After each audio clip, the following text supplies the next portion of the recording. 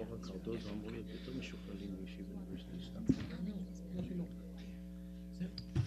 לא מבין, זה עולם ההרצאות, אני יצאתי כאן בעצמי כמה פעמים, האם הפאורפוינט קבוע ככה? זה עולם ההרצאות, זה ממש מה שעושים כאן. Good evening. I'm Ari Mermelstein, the Assistant Director of the Center for Jewish Law and Contemporary Civilization. On behalf of the Center and the Diener Institute for Jewish Law, it's my pleasure to welcome you to this evening's panel, Conversion to Judaism Through the Ages, Historical and Theoretical Reflections. The Center for Jewish Law, whose motto is Ancient Traditions, New Conversations, is a vibrant academic center that aims to enrich Jewish studies, the legal academy, and contemporary civilization broadly conceived by creating and sustaining a diverse and collaborative intellectual community that re-examines and reconsiders classical Jewish texts with an ever-growing set of new conceptual tools. The Center for Jewish Law, which is directed by Professor Suzanne Last-Stone, accomplishes this goal through graduate, undergraduate, and law school fellowship programs by the hosting of public and private lectures, working groups, and symposia, through the publication of a peer-reviewed journal, and the support and participation of a physical and online community. In a similar way, the Leonard and B. Diener Institute of Jewish Law supports conferences, symposia, and scholarship on issues of Jewish law. It's my pleasure to acknowledge the presence of Marjorie Diener Blenden, who is a great friend of the Center and has been instrumental in allowing the Center to realize its goal. We're privileged to have with us tonight a distinguished set of panelists. It's my pleasure to introduce the moderator of this evening's panel, Professor Deborah Kaplan, who will introduce the presentations in order. Professor Kaplan is the Dr. Pinchas Churgin Memorial Associate Professor of Jewish History at Yeshiva University and is currently the Associate Chair for Jewish History at Yeshiva College. She was voted the Lillian F. and William L. Silber Professor of the Year and also held a Yad HaNadiv Bracha Fellowship in Jerusalem. Her research centers on the early modern period, and her interests include social history, autobiographical texts, the Protestant Reformation, and Jewish-Christian relations. Professor Kaplan recently published Beyond Expulsion, a study of Jewish-Christian relations during the Reformation with Stanford University Press. She is a member of the Academic Advisory Council for the Center of Jewish History and also sits on the advisory board of the Early Modern Workshop. There are handouts that are going to be going around in a second for Professor Zohar and for Professor Kannervogel. If you haven't yet received the handouts, they'll be circulating in a second.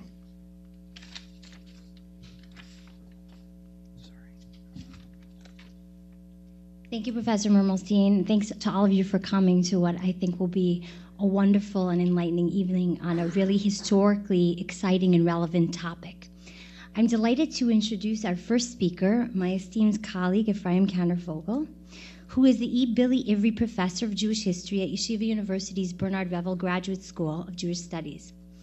Winner of a National Jewish Book Award and a Fellow of the American Academy for Jewish Research, Professor Kannervogel is an internationally recognized authority in the fields of medieval Jewish intellectual history and rabbinic literature, in which he has published 4 books and more than 60 articles and edited 2 volumes. He has twice been a fellow at the Center for Advanced Jewish Studies at the University of Pennsylvania and has held visiting professorial appointments at Penn and at Ben Gurion University of the Negev. Professor Kannervogel?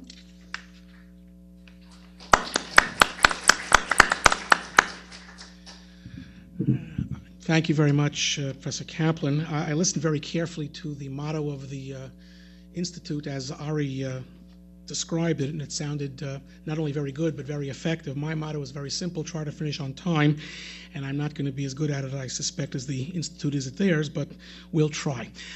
You should have for me a single page which does 2 things. It gives you a manuscript text, which is somewhat unusual, and we'll talk about that. And it gives you a scorecard for the players, the Ashkenazic authorities that we'll be speaking about, so you can sort of at least seem to show me that you're following them as I talk about them. The other aim of the handout is very simple. If you tend to nod off, the paper will probably drop and you will probably wake up. So as long as you don't throw it at me as an airplane, they're yours to keep. And in all seriousness, I hope that you enjoy. I'm going to read a little bit at the beginning and the end. I'll try to do some examples in the middle, sort of in a more discursive fashion, and obviously we'll have a lot of time for discussion afterwards, I hope. More than a half century ago, Jacob Katz briefly sketched the attitudes that the Tosafists of northern France and Germany, and here I'm talking primarily about medieval Ashkenaz. I think my colleagues will take us to Sfarad and to other places and later periods. Katz did a sketch of the attitudes that these Tosafists displayed toward potential converts to Judaism. In doing so, he identified several key Talmudic interpretations and halachic constructs that might serve as the axes around which the rabbinic positions could be charted. Crucial to this undertaking is the ability to distinguish between the attitude of a particular rabbinic authority to an individual convert or ger of whom he was aware, and his sense of how welcoming the Jewish community should be, according to Jewish law, pi halacha, to the institution of conversion, gerut, as a whole. As an extreme formulation or example of this problematic, one cannot properly assess Maimonides' overall approach to conversion solely on the basis of the fact that he was obviously quite impressed and encouraged by the commitment and knowledge of Ovadia Hager. In medieval Ashkenaz as well, leading Tosafists and halachic authorities had interactions with individual converts. These relationships do not, however, automatically signal that the authority in question favored the steady acceptance of converts as a matter of halachic or communal policy. And just a case in point, Professor Katz quotes the German Tosafist Yoel ben Isaac of Bonn, died around the year 1200, who talked about a convert that he had met, quote, "And the Spirit went forth from the Lord and rested in the heart of that man, Rabbi Abraham, son of Abraham our father. And it came to pass that when the Spirit rested upon him," and Rabbi Yoel goes on to talk about what this particular convert did. Professor Katz concluded that, quote, "To conceive of the act as the descent of God's Spirit into the heart of the proselyte presupposes a positive evaluation of the conversion." That's certainly correct. Rabbi Yoel most certainly judged this conversion to be a success, as the citation that Katz includes indicates. Indeed, Yoel further characterized this ger, whom he had the opportunity to observe for a lengthy period of time, as Ishtam v'yashar yoshev ohalim, putting two biblical verses together to testify to his knowledge and moral excellence. Rabbi Yoel's consistent recognition of the sincerity and religious integrity of this convert do not, however, demonstrate that he was necessarily supportive of ongoing conversions as a desired result. And similarly, without going through all the details, we have in the Crusade Chronicles from Ashkenaz that reflect the First Crusade, in this case of 1096 and beyond, a particular Ger Tzedek, a righteous convert in the northern Rhineland town of Xanthus, who inquired of a certain Rabbi Moses HaKohen as to what his fate would be if he slaughtered himself in the name of the Holy One. Rabbi Moses responds that he, the convert, would thus be joined together with all of the other Jewish martyrs, Imanu Teshev b'mechitzatenu, he will dwell with all of us. At the same time, however, he would also be situated along with other converts to Judaism. So, as I will say in a moment, equal but separate. Ki ger tzedek tiyeh v'teishev im sha'ar tzadikim gerei tzedek b'mechitzatam v'tihiyeh im Avraham Avinu shahaya tchila legerim. Clearly, Rabbi Moses wanted to encourage and to praise the convert in this instance, but his response also suggests, as I indicated, that the righteous converts would still be separated in some way from the rest of the righteous. In any case, it is difficult to translate the very positive sentiments expressed in this passage to the larger context of conversion as a whole. Here, the act of martyrdom was to render this convert rather special, and yet, even in this instance, there is a measure of separation presumed between fully righteous converts and those righteous Jews who were born as Jews, although, to be sure, this particular Rabbi Moses is not identified as a known rabbinic or halachic authority, and moreover, Solomon ben Samson's Crusade Chronicle does not carry with it any inherent halachic valence. In a similar vein, the leading 12th century northern French Tosafist, and this is a rabbinic scholar of great note, Rabbi Isaac Ri Hazaken of Dompierre, and on your programs he's the first northern French figure on the left-hand side, wrote, quote, that if potential proselytes are persistent in their sincere desire to convert, mitamtzim lihitgayer, and are not brought along too quickly, or for purposes of marriage, again I'm quoting, we should surely accept them. Very favorable. At the same time, however, Ri also maintains in another passage, here I quote again, that the divine presence rests fully only with families of pure lineage. Ve'ein hashchina shora ela al mishpacha miyucheset. In short, we are dealing here with some rather nuanced texts and conceptions, both halachic and non-halachic, whose valences are not always unified or unequivocal, to say the least. Now, Katz and several other scholars who've treated conversion in medieval Ashkenaz, and for those who are interested later, I can give you a brief bibliography. There have been just a few, but some very good treatments. In more recent years, there's an article by Ben-Zion Wacholder that came out in Jewish Quarterly Review the very same time that Katz published his work, just around 1960. All of these scholars maintain that the rabbinic attitudes toward converts in northern France and Germany were fundamentally similar, and that when and where attitudes did change, they did so in similar and parallel ways. What I'd like to do tonight in the time that I have is briefly argue on the basis of some manuscript passages and a concomitant rereading of published materials that in fact it is possible to show that the Tosafists, and the Tosafists are, not people who put up their fists or people who like toast, but they are people who are the leading Ashkenazic commentators of the Talmud, succeeding and following Rashi in both northern France and Germany. So that the Tosafists in northern France were more welcoming and tolerant of converts over time than their German counterparts. As I want to argue for a bifurcation within medieval Ashkenaz. This can be seen not only with regard to the interpretation of descriptive Talmudic passages, but also in ways that these authorities framed and discussed the halachic requirements for conversion. This dichotomy is further supported by the available evidence from both Jewish and Christian sources, which suggests, and this is very tricky evidence to work with, but nonetheless, the evidence suggests that there was a steadier stream of converts to Judaism in northern France than in Germany during the 12th and 13th centuries, and even more significantly, by aspects of the self-image of these often like-minded, yet ultimately distinct centers of Jewish life and scholarship in northern Europe. Since one of my doctoral students is here, who shall not be identified unless he wishes to be, I will mention what I like to say to my graduate students. Those who never see any difference between northern France and Germany are missing an awful lot. Those who always see a difference are making a mistake. But in this particular instance, I think there's a very interesting difference, and because of the sensitivity of the topic of conversion, it becomes particularly important. Moreover, this distinction between northern France and Germany can also be correlated with the nature of the relationship between the Jewish populace in each of these distinct geographic centers and the various groups of churchmen and church figures who lived and served there. So I'm going to argue that there's a possible internal explanation, something about the way the rabbinic authorities and communities thought in these two centers, and something very important about the way the Jews and the Christians interacted or didn't interact in these two centers. Not surprisingly, dedicated converts to Judaism tended to reach out to or to be brought to the attention of leading Tosafists in both of these areas, in both northern France and Germany, and in turn these rabbinic figures, who were often impressed with the achievements and devotion of these converts, welcomed them into their homes and otherwise expressed their guidance and support.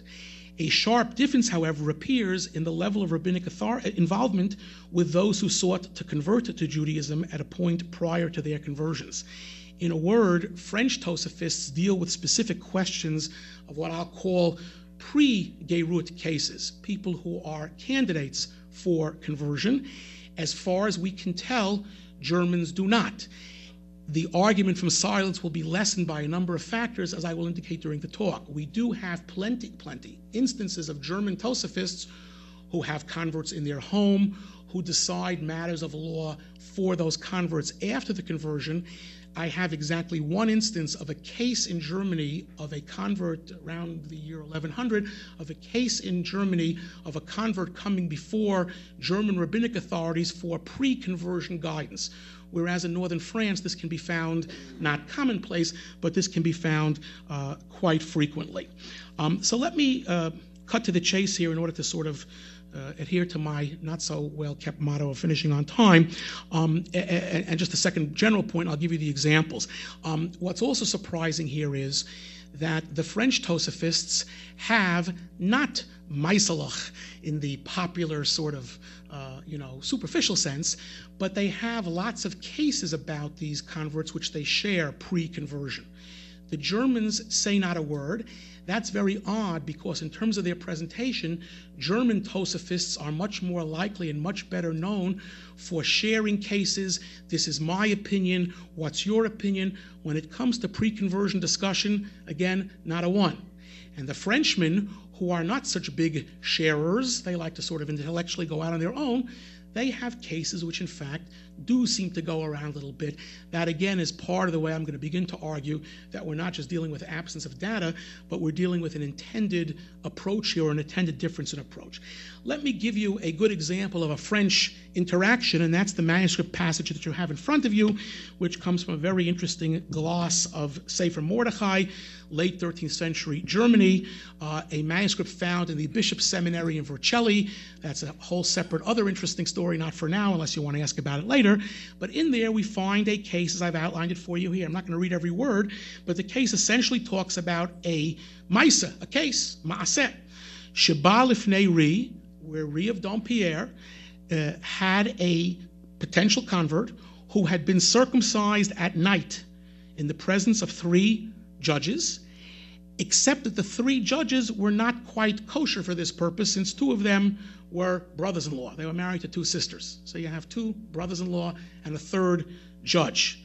And the question is, since conversion, and we'll talk about this a little bit more because there's a lot here, and I'm sure my colleagues will pick up on this too, since conversion has a status of mishpat, requires judicial process, 3 judges are required. Those judges ostensibly have to function as they would in any basic procedure of the Jewish court, rabbinic court. They can't be related. So they're related, and the circumcision takes place at night. Again, Jewish court proceedings typically must take place by day. So we have Tarti L'Reyuta, 2 problems. Heshivri, Ri responded, that since, and this is the only text where we have this full version, Ri responded, since the circumcision took place at night, it doesn't count. Right? And he says, similar to the immersion of a convert, if the immersion took place at night, that would be problematic as well, because mishpat k'tiv bey, judicial process requires a daytime operation. And as you know, if that's the case, in this particular case, the circumcision was alleged to have taken place at night. The convert, the ger, the potential ger, has to undergo hatafat dam brit. A further drop of blood has to be drawn in honor of the conversion. That is in lieu of circumcision. In other words, the circumcision didn't count. And then he counsels, from here on out, be careful to do all of this by day, and by 3 kosher judges, 3 people who can sit as judges together in this way, that none of them should have things that disqualify them in this regard. And then he says, even though in fact Kabbalat Torat Moshe Sagi min HaTorah im yesham beitin afilu lo yu b'shat milah v'lo b'shat tefillah, even though at least ex post facto it's okay if there's a full Jewish court present only for the acceptance of mitzvot by the convert before we get to immersion and before we get to circumcision. There's got to be a firm commitment to observe the commandments, and there's a whole Talmudic and medieval list here of what has to be done. That requires a court. The subsequent circumcision for a male and immersion might not require a court, and he quotes a Talmudic passage from Tractate Yevamot to that effect, but the truth of the matter is that really only works, he holds, ex post facto, a priori. There should be, whenever possible, as he concludes, to have everything sort of on the up and up. So he lets it through, and it's interesting, the 2 brothers-in-law don't bother him so much because it means that at least one brother-in-law and one non-brother-in-law was involved in this part of the conversion as well, but that sort of gives you a pretty good and full treatment of Ri's position. Now, what happens in subsequent Tosafot texts, they are sometimes even a little bit more lenient than the Ri. We have examples where Tosafot says, really, not a priori, but close, the 3 judges are required only for the acceptance of mitzvot. There is no full requirement for all of this, for the circumcision and for the tevilah. What's interesting here is we may have a slight disconnect between an actual, this was a responsum or an actual psak, an actual ruling of the Ri, and so we might have a slight disconnect here literarily, which happens not infrequently, between the theoretical Talmudic discussion, the printed and published Tosafot, right, on the Talmud, and the ruling which the particular rabbinic authority actually gives. But again, it's clear that there is some room for leniency here. And I have another example of a standard Tosfot, the Tractate Avodah Zarah, where apparently someone came up with a problem. They had accepted mitzvot properly, they had immersed, and there is, again, re-acceptance at the time of immersion, but once that main acceptance has been done, that's the key. And somehow, they had been circumcised properly, and the particular fellow didn't get the immersion right. It doesn't say what the problem was. And in that case, rules, according to his student Judah Sirleon, who you have on your lists here as well, a student of the that such a person is not a full ger, but if he touches Jewish wine, he does not render it unfit. Again, there's some room to do something with even this deficient type of procedure. Ree's student Samson of Sons, who you have here, doesn't talk about this part of the process, but he refers to an actual case involving a minor, a little baby. He is described as having recounted the difficulties, the physical difficulties that were experienced in performing the ritual circumcision or extraction of blood for purposes of conversion on a 1-year-old Christian child, bishchunatenu, in our neighborhood. Meaning this was going on, so conversion of adults, conversion of minors. Talmudically, ger katan matbila motal dat beit din. There's a Talmudic procedure for that. That was going on, and they got stuck a little bit, very bad pun not intended, with the circumcision portion of the program, but that just shows that these things were going on. So all of these French authorities have real cases, real leniencies, not always, but real decisions and so on. Again, if you look at Sefer Mitzvot Gadol, Moses of Kusi, who's on your list here, who's a student of Judah Sirleon, it's all a line here.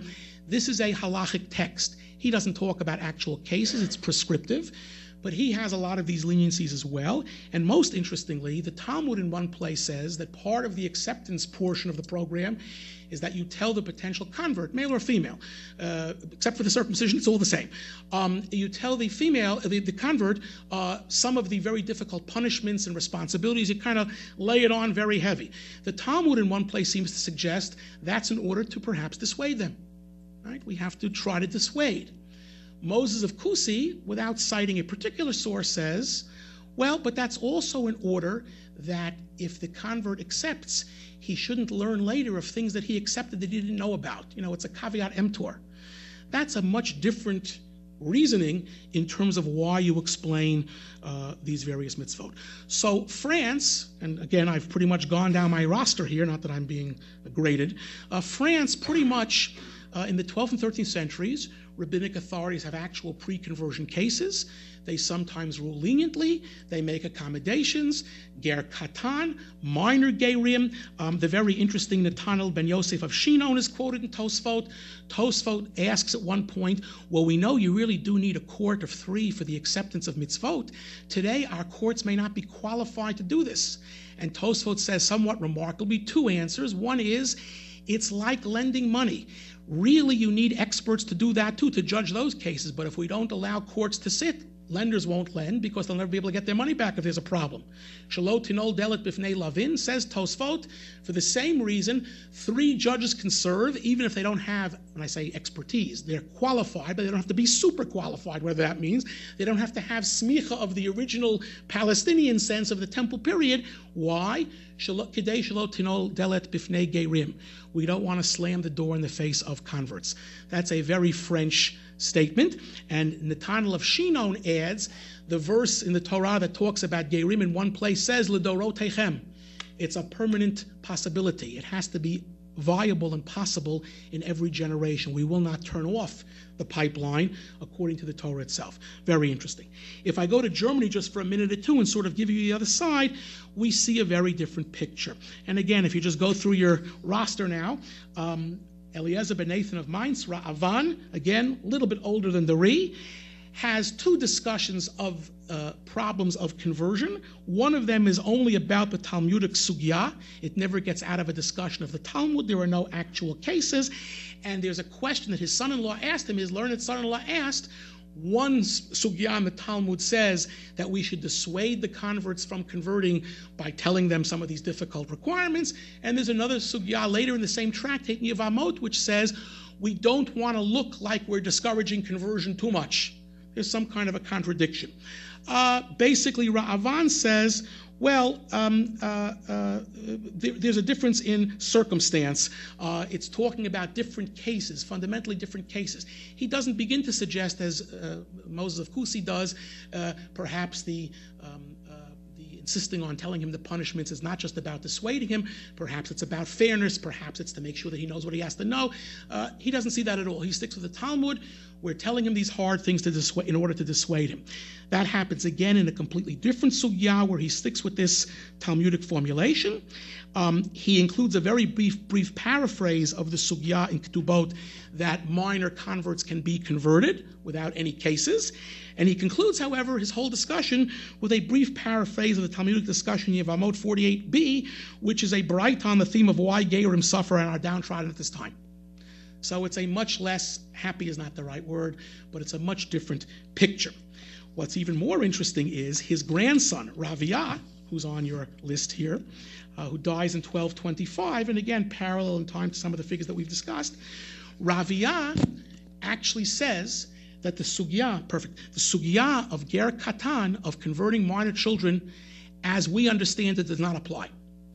That sugya only applies under the assumption of all the French Tosafists and probably almost everyone else in this part of the medieval period, is that any minor who was brought to the rabbinic court to be converted may be converted, right, as the Talmud says, prior to, and this is again for him or for her, prior to their reaching bar or bat mitzvah, they must be apprised of that conversion.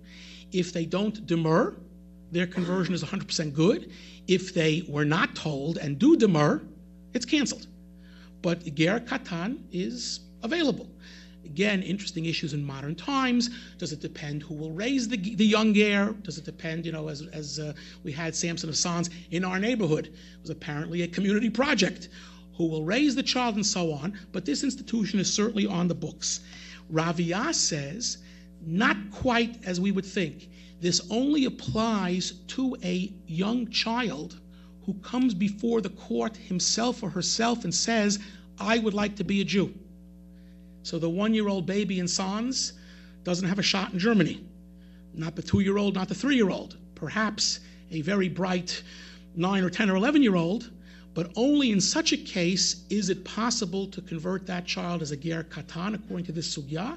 In all of the cases, it's null and void. He has an interesting brief phrase, she'en yadam tkefa, which, as I'll talk about in a moment, means that this would only work more broadly in a Jewish society where Jewish society controls itself. But for now, you must limit this phenomenon in a very drastic way.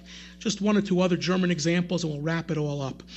Sefer Asufot, a student of Ravia, an anonymous work by a student of Ravia, has a whole section on the laws of milah, circumcision, and he then has a whole section on conversion of gerim. Again, he quotes the Talmud, but in the second line he says that we must dissuade the convert and tell the convert about the downtrodden nature of the Jewish people. And certainly now, when it's very dangerous, we don't do conversions. And the question remains, is he giving us a standard menu because this is a work of Jewish law and this is one of the topics, and they really weren't doing conversion at this point in Germany at all? Or is he saying that because it's the authorities who are stopping us, I will say for the record, let's not, but if somebody comes forward and survives the process, they'll be okay? Clearly, though, this is obviously a very constricting type of an approach. I think now we can start to try to compare and contrast why these things are happening. Let me give you quickly, al regel achat, my two explanations for why France and Germany appear to be rather different here at precisely the same time, when they are often the same. In this topic, they are very, very different. Two suggestions. One is the issue of yichus, of lineage.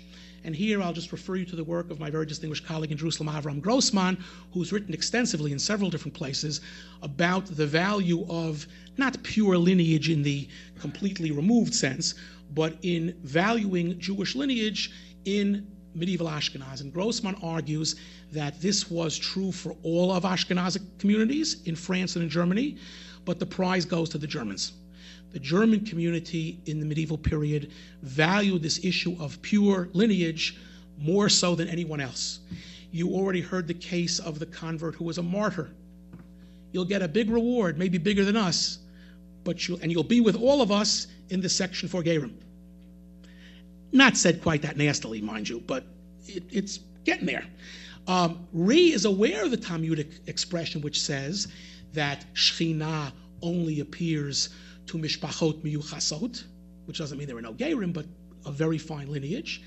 And he balances it. In Germany, they don't balance. And so what I'm suggesting is that therefore, the German rabbinic authorities are much more hesitant to support conversion going in. If somebody converted, they treated them wonderfully. Even Sefer HaSufot, which says we don't do conversion because it's dangerous, says that if somebody succeeds, love them.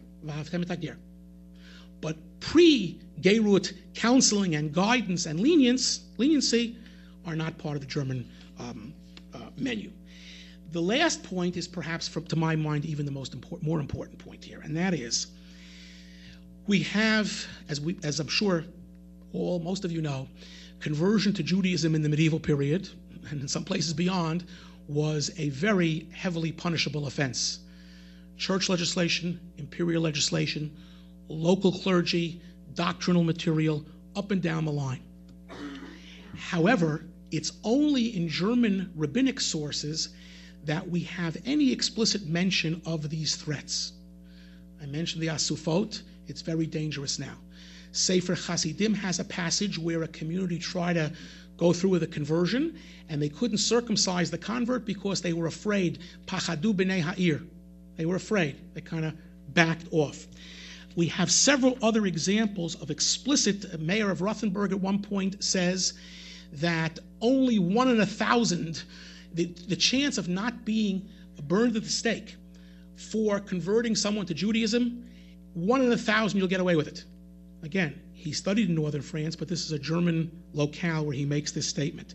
Again, the Or Zarua, Eya Adam Tkefa, we can't do these things now. We don't get a single such statement in northern France. Not that I'm sure it was any less punishable according to the law. But no literature from northern France, no rabbinic literature of which I'm aware, mentions in any instance this physical threat and that they're having problems with it. And so what I'm suggesting is that perhaps it is simply or largely a matter of where you live. In Germany, these threats were more keenly felt, and I'll explain why in my last half minute. In France, the threats were there. They were very brave. They had to deal with them, but they were not felt and not recorded in any kind of strong way. The reason for this difference is, and here I just have to refer to research of others, in the late 12th century, the local bishops were in charge of enforcing non-conversion. In the early 13th century, this shifts over to the mendicant friars. And in both cases, we have evidence in Germany for particular closeness of these churchmen and church officials to the Jews in their area. Jews in Germany were under tighter control by local bishops generally, and this is, big generalization, but generally so, than in northern France. If you go into the 13th century, the friars were more involved community by community with the Jews, and there were all kinds of proximity studies, than they were in northern France. Jeremy Cohn has written very well about the friars many years ago, but still very, very well, and very important book still, has a case of Bernald of Regensburg, who preached in the vernacular to the Jews and to his people in Regensburg, and it was a very important Jewish community in Regensburg, about the great penalties that will befall anyone who causes Christians to convert, and he warns the Christians not to fall prey. So, to wrap it all up, I would like to argue that this distinction can be demonstrated both in theoretical halachic discussion, in Talmudic interpretation, and in practical statements of Jewish law. The manuscript piece that you have before you is just one example of some very practical cases that are found in northern France that do not appear in Germany. I'd like to explain that difference, possibly by an internal Jewish consideration of yichus, of lineage, where this consideration plays more strongly in Germany than it does in northern France. And there's a whole bunch of literature and discussion about that. And finally, I'd like to suggest that both in actual practice and in possibility, the ability of the church, through its various arms, to enforce conversion, anti-conversion penalties and principles and policies was much more effective and could be much more effective in Germany and northern France. And hence we might be dealing, the great thing that all rabbis are told when they're very young, Zayin et anar, don't be silly. If there's a problem against, that's what makes a great rabbi. If they were told that when they were young. I have it on authority. If you are going to do this, you're going to endanger the community. I'll close with one example. The Or Zarua, the last name on your list here, we'll end right at the end, sort of almost on time maybe, who has a case, and his son Chaim Or Zarua, of a certain Rabbeinu Yitzchak, a great figure. We don't know who it is, but a figure of some moment, Rabbeinu Yitzchak, who was circumcising Gerim in Germany. And at one point the authorities came and said, we know somebody here is converting Jews and we want that person. And they blamed someone else. And the rabbis ruled that in this case, if authorities come and say, we want one of you, which one will it be? You cannot favor privilege or the opposite of privilege, one over the other. In this particular case, even though Rabbeinu Yitzchak was doing a great mitzvah, he was doing a great thing, a very courageous thing, he was in fact fingered as the one doing this, and there had been an alilah, there had been some kind of a libel, whether a blood libel or some other libel. An alilah doesn't mean invite you for dinner. And again, this kind of material is found only in German communities. We don't have it in French communities at all. Thank you very much.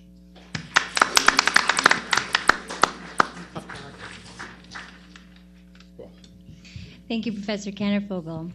Our next speaker is going to be Tzvi Zohar, who is the Chauncey Stillman Professor of Sephardic Law and Ethics at Bar-Ilan University, where he teaches in the Faculty of Law and in the Faculty of Jewish Studies.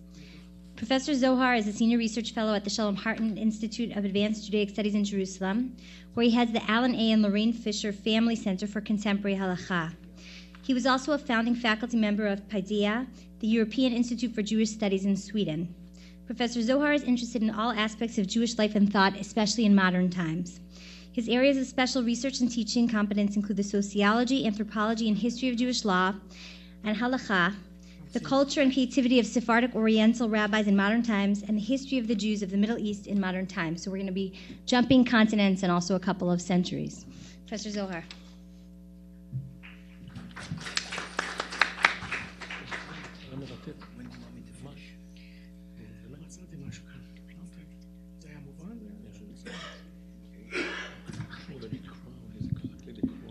Good evening. I'm going to speak about halachic approaches to conversion amongst Sephardic rabbis in modern times, but I would like to begin, you should have the source text, I would like to begin with two texts from the Rambam, from Maimonides, to establish the grounds of this approach, which the later rabbis themselves link to and relate to Rambam.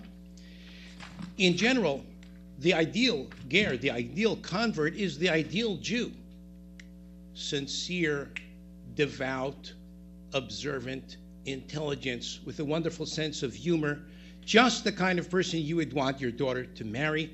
And the conversion ceremony for such a person would and should happen, according to the Rambam, after checking that this person is only coming for the right motivation, and they have no ulterior motives, and they know what they're getting into, and they want to have Kabbalat mitzvot, and so on and so forth, then we will go forward with the procedure of Giyur. But that's, to my mind, less interesting. What is more interesting and more indicative is what are the minimum requirements without which a Giyur is going to be invalid. And the reason is that b'di'avad, the minimum requirements, are the core requirements, and we have a general principle in Jewish law, sha'ata dechak k'di'avad dame. Under present circumstances, we may start off by applying the b'di'avad requirements. In real life, many cases of Giyur in modern times happen under pressing circumstances. There already is intermarriage. There already are children. The people are, and it's not somebody coming out of the blue, although there are such cases of very admirable people, and therefore these issues of what is the absolute core minimum requirements that would make a valid Giyur are of a special interest. And the Rambam, in fact, we have two cases in which he relates this. One in the Mishneh Torah. The Mishneh Torah, Rambam places the rules of Giyur in the context of Hilchot Isurei Bi'ah, forbidden unions, and in fact he places this just after that chapter that deals with the fact that intermarriage between a Jew and a non-Jew is a forbidden union. And at that juncture, he specifically inserts Hilchot Giyur. And he says, inter alia, do not even imagine that Samson and that King Solomon married non-Jewish women. Now, why would somebody think such a strange thing of these great men? Well, if you read the Bible, it says it black and white that these men married non-Jewish women. And there's not a hint in the biblical text of any procedure of Giyur that ever took place. Rambam says, think again. What really happened was, and now let's focus for this purpose on King Solomon. In the time of King Solomon, there was a general policy of the Beit Din never to accept any ger for whatever reason. And the women that King Solomon wanted to have converted were coming for all the wrong reasons for marriage. Furthermore, these women never intended to disassociate themselves from pagan worship, and they continued all throughout the process of Giyur to believe in alien gods, and this later emerged when, in fact, they set up centers for pagan worship in the city of Jerusalem.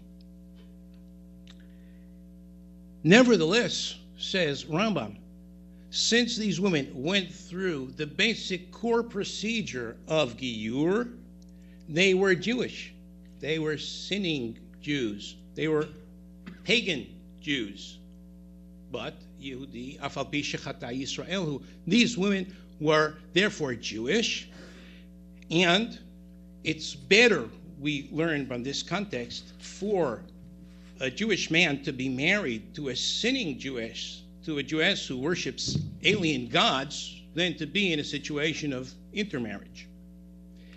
And he generalizes from that and says in paragraph 17, a proselyte, a ger, whose motives were not investigated, or is not informed about the commandments and their punishments, meaning they come to the procedure knowing nothing at all about Judaism, but was circumcised and immersed in the presence of 3 laymen. You don't have to be a rabbi. You do have to have a quasi-judicial procedure, but it could be hedyotot, is a proselyte.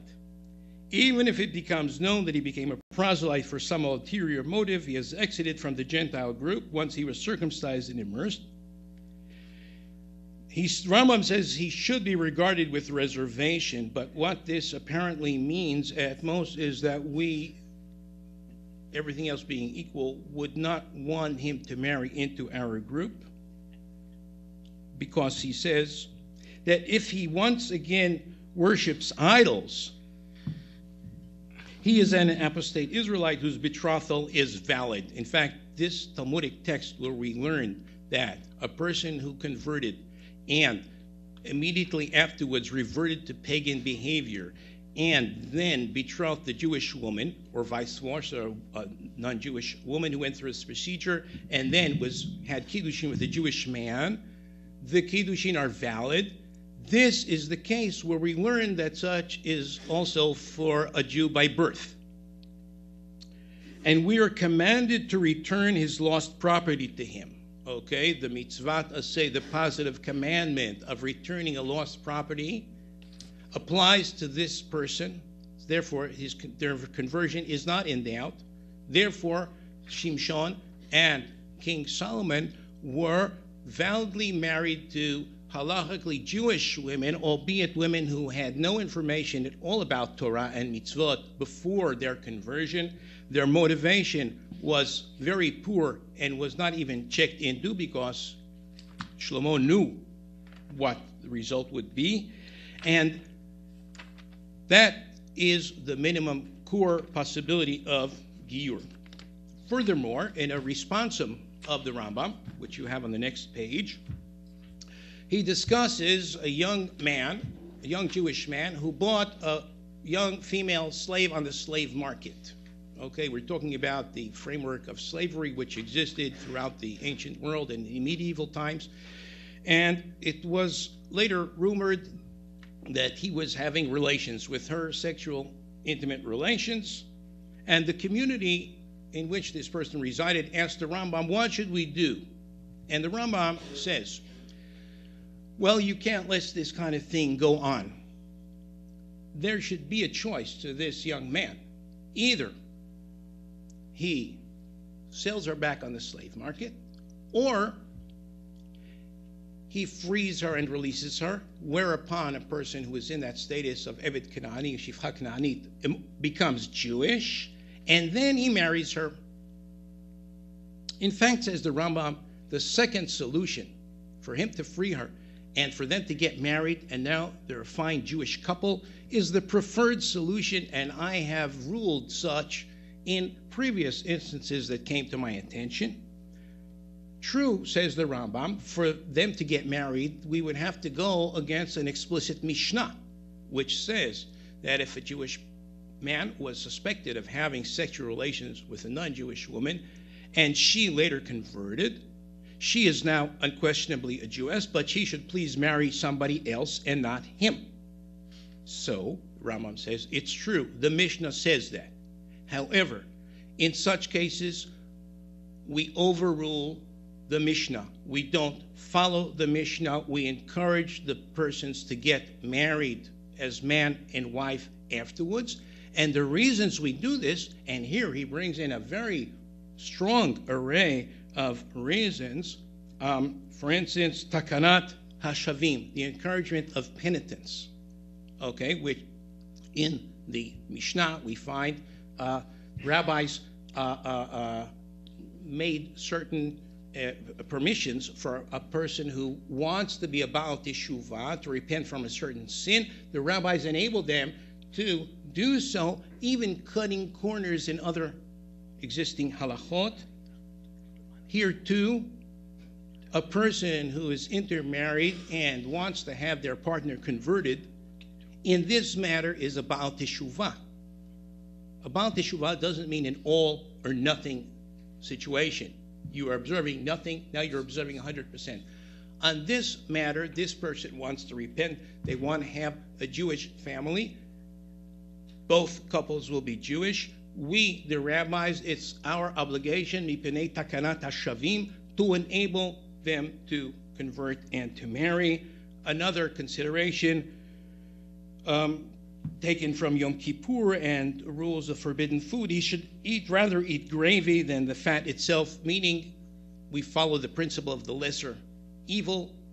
It's not an ideal giyur. Ideally, we would not want such a giyur, but given the alternative, meaning that there will continue a state of intermarriage, which is very negative from the halachic and Jewish perspective, given that the lesser evil is giyur, although we know the motivation is a problem, although we know that until now these people haven't been living such a devout life. And furthermore, says the Rambam, we also apply the principle, it is time to act for the Lord. They have made void thy Torah, et la'asot laHashem, heferu toratecha, which in halachic framework is sort of like a nuclear weapon, okay? Because it means for the sake of doing what is right in the eyes of God, we can directly act against Torah. And the Rambam says that's what we're also doing here. Fast forward to the 19th century. Unlike medieval times, which Professor Confolia has described so clearly, in modern times, there was no restrictions, or in many modern countries, in Europe and elsewhere, there were no restrictions on a person choosing giyur. The authorities didn't mix in to prevent that. There were also no restrictions de facto on intermarriage. There was civil marriage. There were people living together in wedlock or out of wedlock, or mixed couples.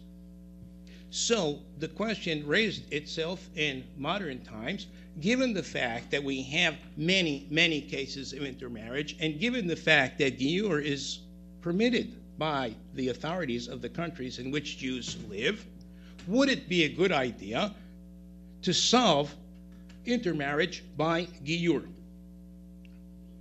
Okay, and here we have three cases. One is Rabbi Eliyahu Hazan. Rabbi Eliyahu Hazan was born in Izmir, grew up in Jerusalem, where he studied under his grandfather, who was the chief rabbi of Jerusalem, Haim David Hazan. And later, he became the chief rabbi of Tripoli in Libya, and then the chief rabbi of Alexandria in Egypt. Was a very important Jewish community and was at that time, late 19th and early 20th century, under British rule because British had conquered Egypt.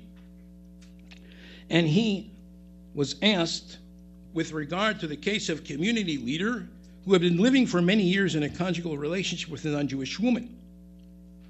Rabbi Hazan replied that that woman could undergo Giyur and then marry her spouse in a Jewish wedding, for it is better that she live with him in a permitted relationship than a forbidden one. And when challenged to justify his decision, Rabbi Hazan said that he is relying upon the tshuva, the responsum of the Rambam, with that young woman and the young, attractive slave girl. And he said, Kal v'chomer, if that is what our master wrote at that time, when Jewish courts were strong and powerful, Jewish community authority was strong and powerful, nevertheless, he did not force a divorce or a disconnect, rather encouraged them to have Giyur and then stay in their relationship under Jewish marriage. What else can we answer and say in our generation and the lands of freedom and liberty in this country ruled by the French? Here he was referring to Algeria, where that case had happened. And later, when he arrived in Alexandria, he was asked about such further cases. And he says that if a Jewish man living with a non-Jewish woman and they have children together applies for her and her children to undergo Giyur, it is right to accept them and perform Giyur for them. It is better that she be with him in a permitted status than in a forbidden status. And taking a phrase from the Talmud about a woman who converted to Judaism, okay, he says in Hebrew, Ra'ui lekablam ulegayeram umutav shetiyeh etzlo beheter velo be'isur. She should be with him in a permitted fashion. She is now Jewish. He is Jewish. They could live together as Jewish man and wife. Umatzaot she'utzah lo be'isur tatzia lo beheter. She will now, the married bed will be one of permissive. Vehabanim asher teled achar hagiyur hem kesherim gemurim. If they now have children, these children will now be Jewish by birth. Kasher katavnu b'teshuva acheret, as we wrote in a different responsum, v'samachnu al teshuvat Rambam zal, and we rely upon the decision of the Rambam. Rabbi Ben Zion Meir Hai Uziel, who passed away in 1953 and was the Sephardic chief rabbi of Israel. He was born and bred in the old city of Jerusalem. His father was a dayan of the community there. Uziel family is a very old family hailing back to the pre-Spanish expulsion. Okay, and in the early 1920s, he served a brief stint of 2.5 years as the chief rabbi of Salonika in Greece, where he was asked with regard to a Jew who married a non-Jewish woman and had children with her, A, should the wife and children be accepted for Giyur, although their motivation was clearly not a religious motivation? He said, yes. Okay, second question. Could the couple then marry under Jewish law, despite the prohibition stated in the Mishnah that a person who had a previous relationship when the woman or the man wasn't Jewish, now the Giyur is valid, but the convert should marry somebody else? And Rabbi Uziel said, yes, the couple, after she converts, can marry a Jewish marriage. and he quoted the Rambam's response, and he said, "These precious words of his are our guide. For if we shall not permit her marriage to him after Giyur, they will remain their entire lives in intermarriage." Let's not fool ourselves. There's consequences if we accept people for Giyur, but there's also consequences if we don't accept them for Giyur. The rabbis bear responsibility for both situations. The rabbis bear responsibility not only for ensuring that the Giyur is valid, but also for making sure that by denying Giyur, they are not, in fact, pushing people away and disconnecting even more and remaining in intermarriage. So it's up to the rabbis to decide which responsibility are they taking.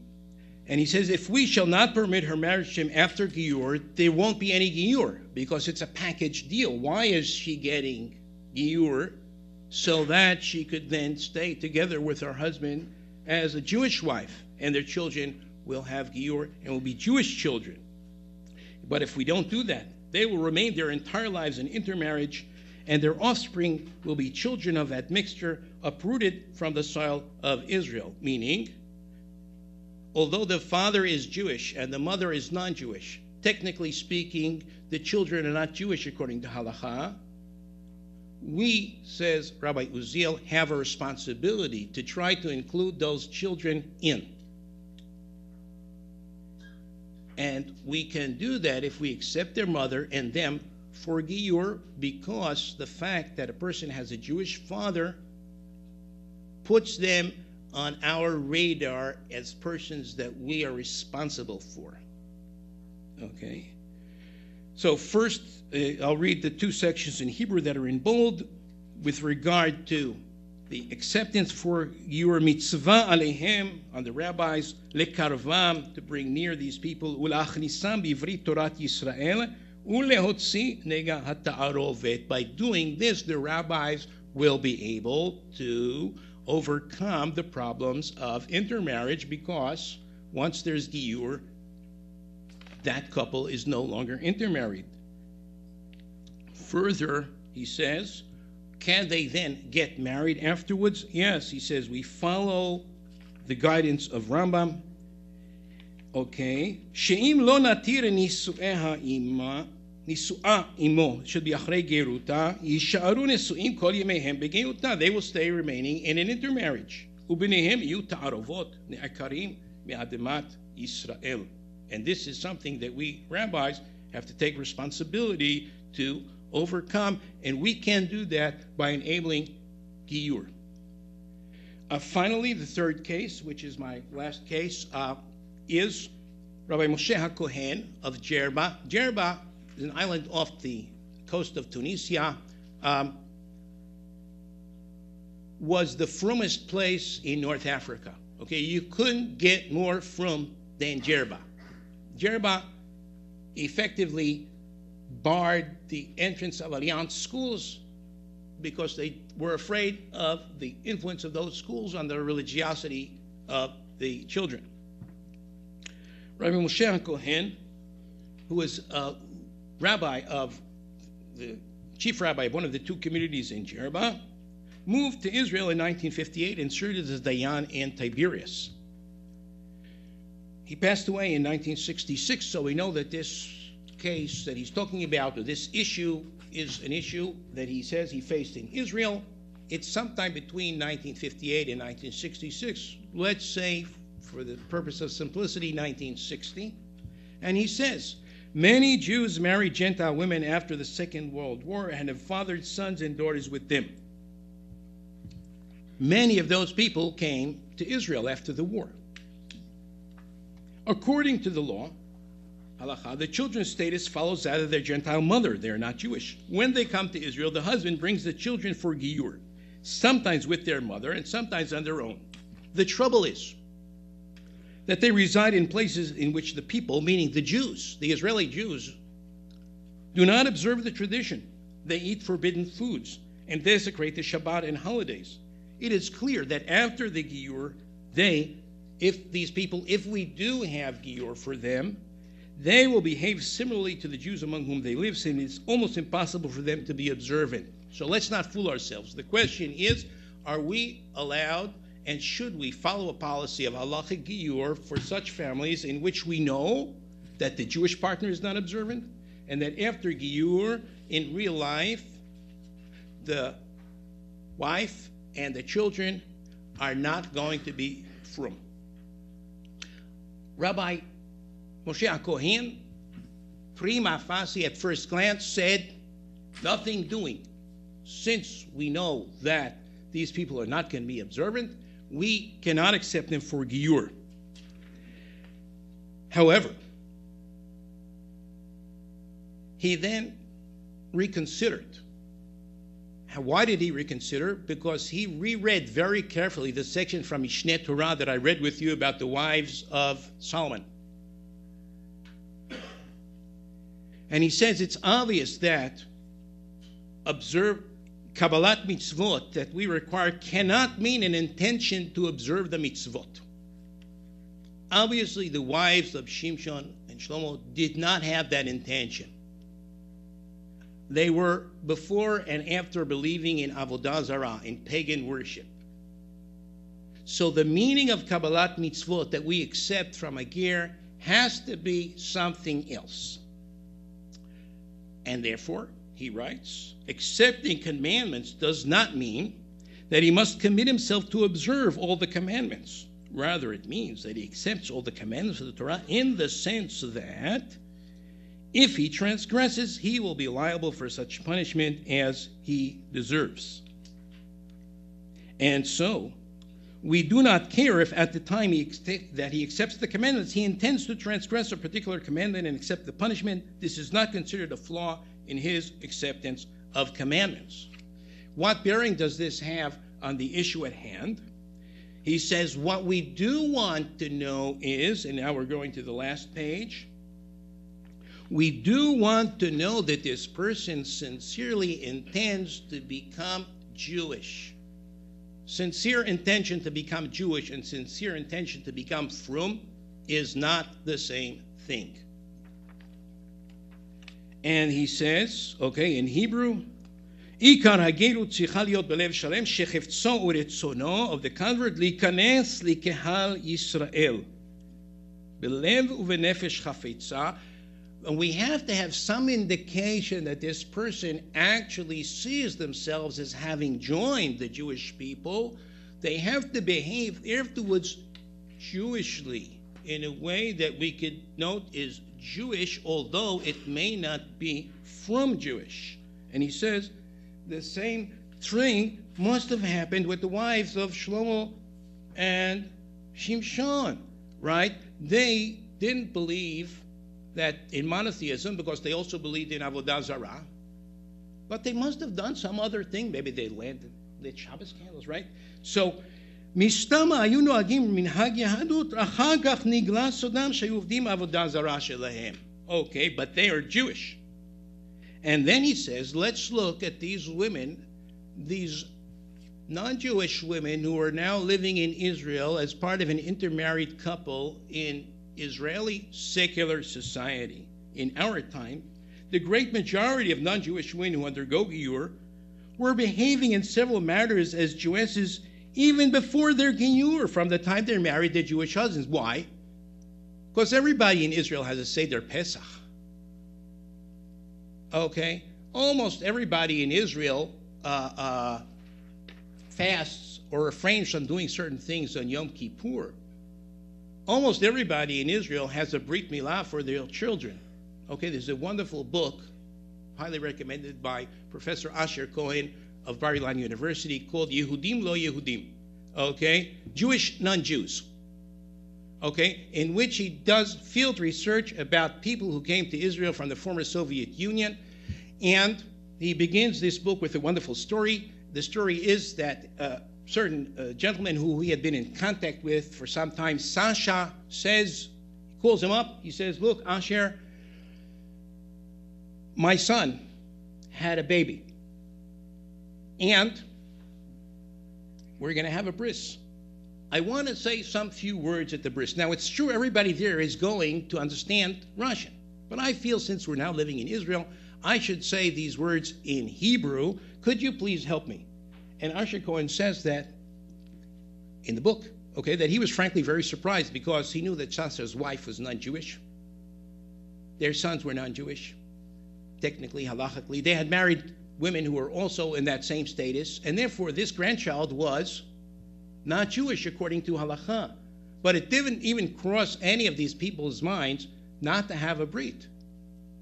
Everybody has a brit.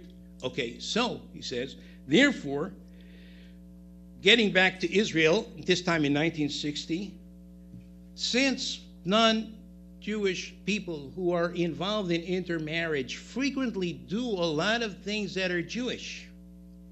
By the way, I'm told by some people I know in the Reform movement that a lot of non-Jewish people attend services and participate in many other ways in Jewish life.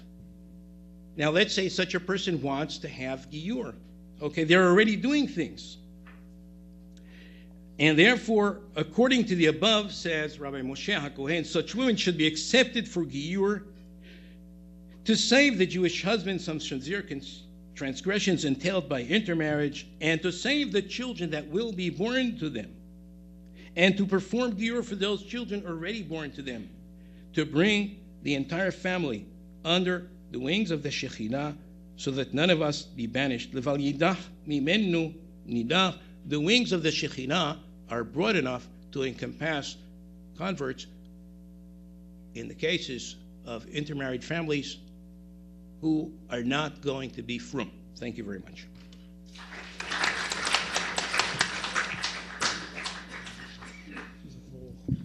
Thank you, Professor Zohar. Our final speaker is Professor Aryeh Drey, who's a professor of law at Tel Aviv University. His main fields of interest are Talmudic jurisprudence and Jewish law in the 20th century.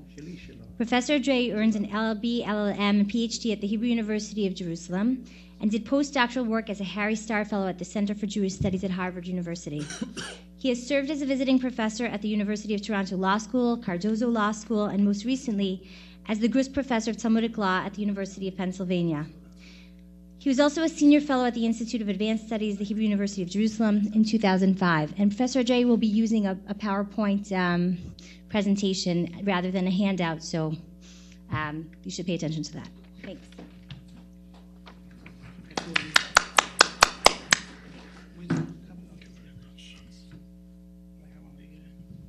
Well, I feel that I need to apologize for having a PowerPoint because it caused so much misunderstanding around here during the talk. Should have prepared the handout, but I tried to be smarter and I was punished. So, I'm sorry. I'll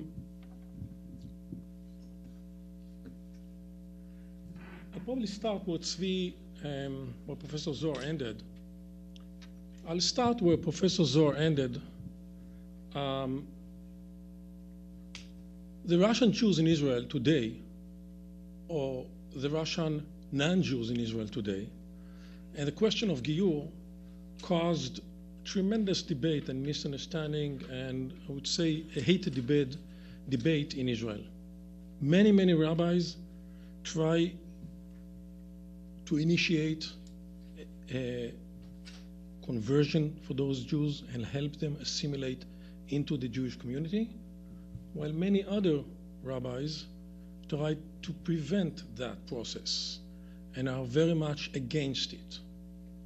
It brought the case of conversions and annulling conversions. It came to the Supreme Rabbinical Court, and from the Supreme Rabbinical Court, like anything in Israel, to the Supreme Court, and so forth.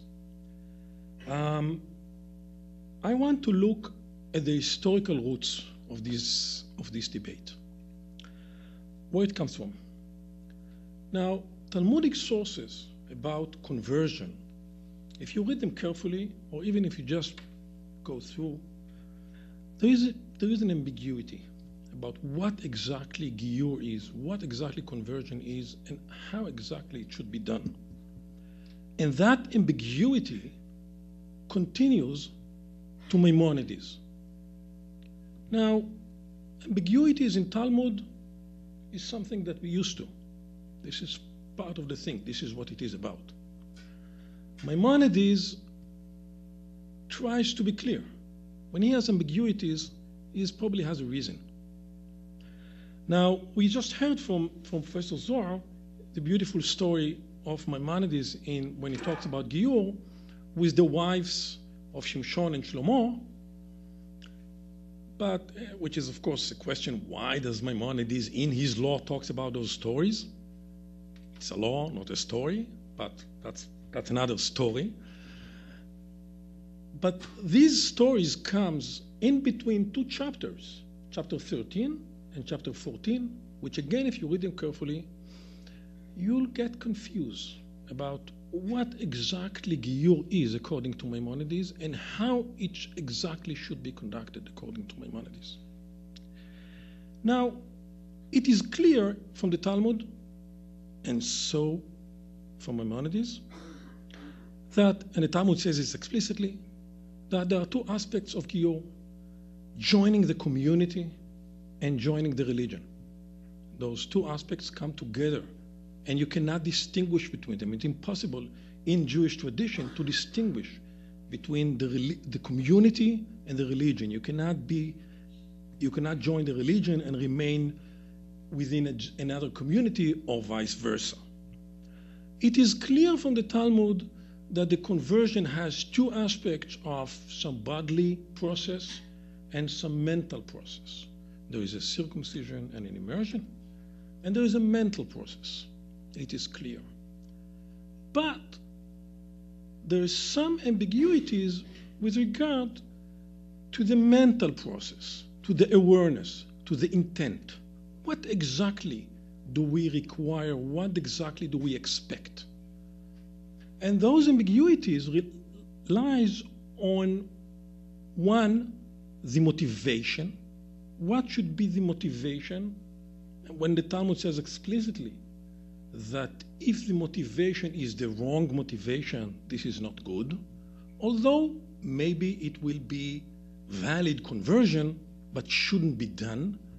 And the wrong motivation, according to the Talmud, is when you join Judaism not because you want to be Jewish, but let's say because you want to marry a Jewish woman, or because you expect some other benefits from it.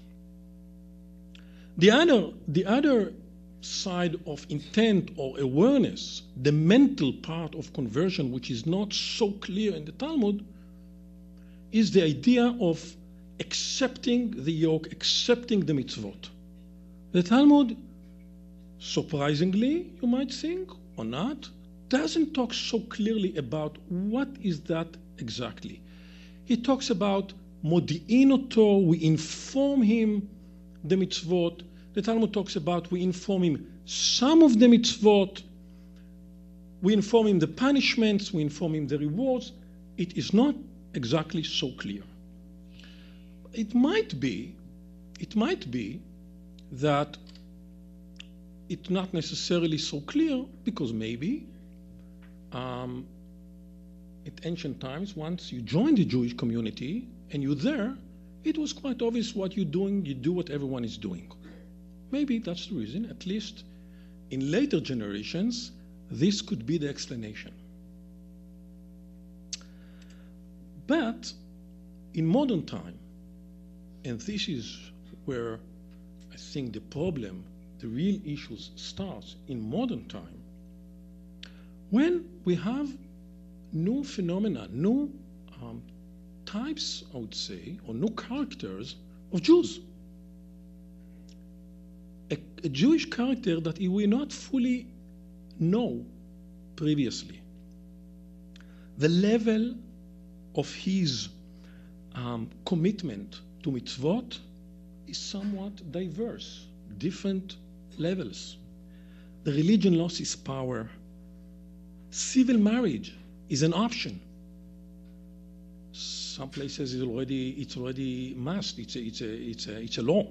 Civil marriage. Society is open. Jews meet non-Jews. The walls between societies collapsed. Jews have options where to live. employment opportunities, and so on, which brought with itself the possibility of intermarriage. Intermarriage in medieval Europe could not happen.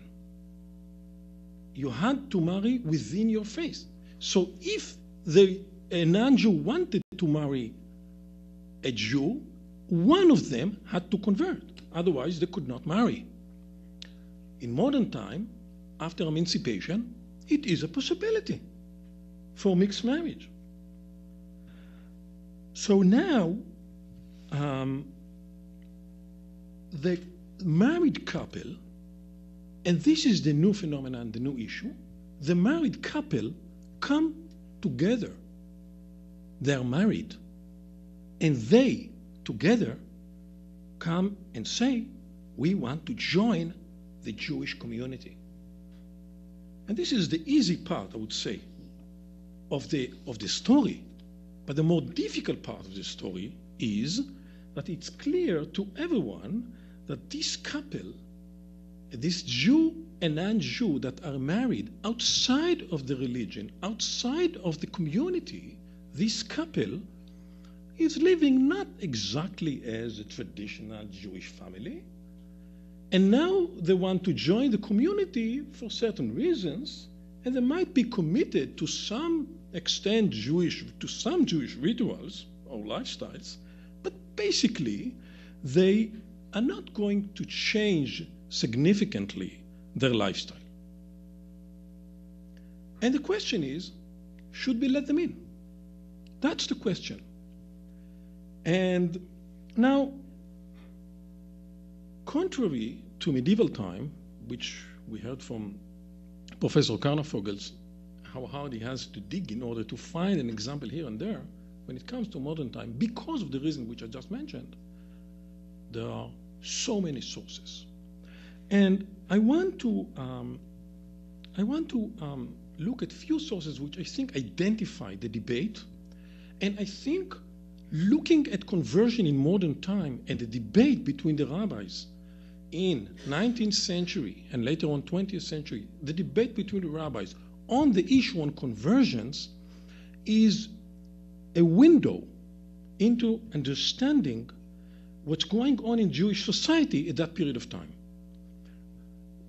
The debates or the confusion of how to understand the fact that the community is no longer one community, is no longer homogeneous. It's not one community, the same thing, but rather a fragmented community. So let's look at the first slide that we have in our in front of us. And this is a question that was sent to Rabbi Shlomo Kluger. Now, Rabbi Kluger, as you can see, is from 1785 to 1869, and at the time that he writes this letter, he is the Maggid and the Dayan in Brod, in eastern Galicia.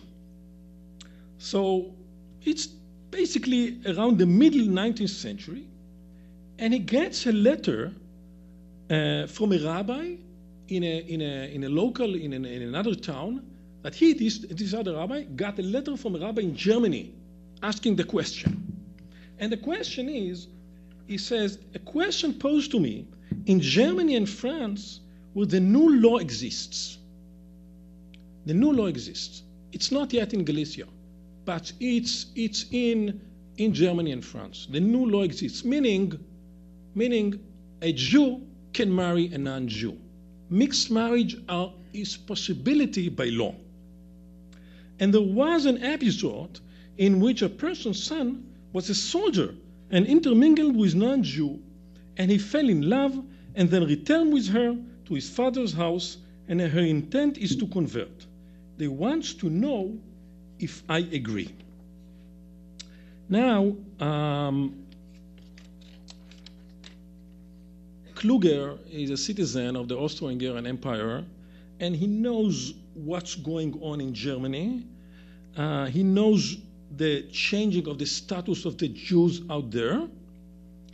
But even though, despite that, I think, he still don't fully understand what's going on, because he is aware of the fact that there is a new law that mixed marriage is a possibility, but he still says, and look at this paragraph in slide number 2, he says, I don't believe that according to new law, you're even allowed to convert.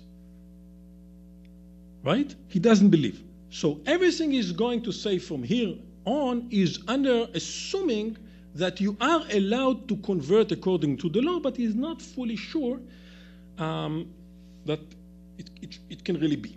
So in his response, Rabbi Kluger is dealing with the Talmudic concept of motivation. Someone is converting when his motivation is for the marriage, for the sake of marriage. And his idea, or his innovative claim is that if someone is already married, you cannot say that his motivation for conversion is to marry. He is married already. So why is converting? He's probably converting because he really wants to be a Jew. Because if the reason is for marriage, this is what's true before the new law. But now we have a new law. You don't need to convert in order to marry. Okay? But finally he says, I don't need that. Because, and then he says, let's go to slide number 3.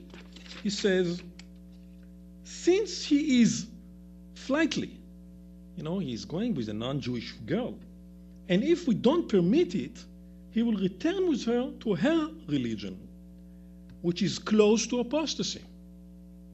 So, and now you would say what? He might become a Christian, so he says, so the fact that he did not convert and stayed at her place, but rather they returned to his father's house, proves that she wants to convert for the sake of heaven, and not because of men, and therefore it is permitted to accept her and convert her.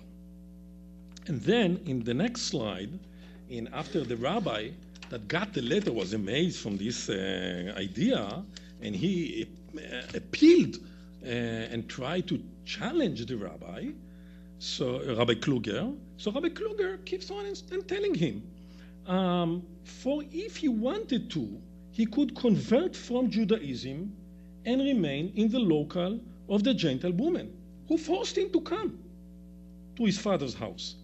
And even now, he can still return and convert. So since he wants to be Jew and for her to convert, it proves that their intent is for the sake of heaven. So look, what happened here at Kluger's response is that he says that in Talmudic time, if someone converts for marriage, it proves that the motivation is a bad motivation, because you convert only because you want to marry. In our times, it's the opposite, he says. If you convert because of marriage, it means that you really want to be a Jew, because you have two options. So the two options proves that you really want to become a Jew. So Kluger put his finger on the essence of modernity. And the essence of modernity is freedom of choice. He puts his finger on that. And he says, he has a choice, and he chose to be a Jew. So he wants to be a Jew.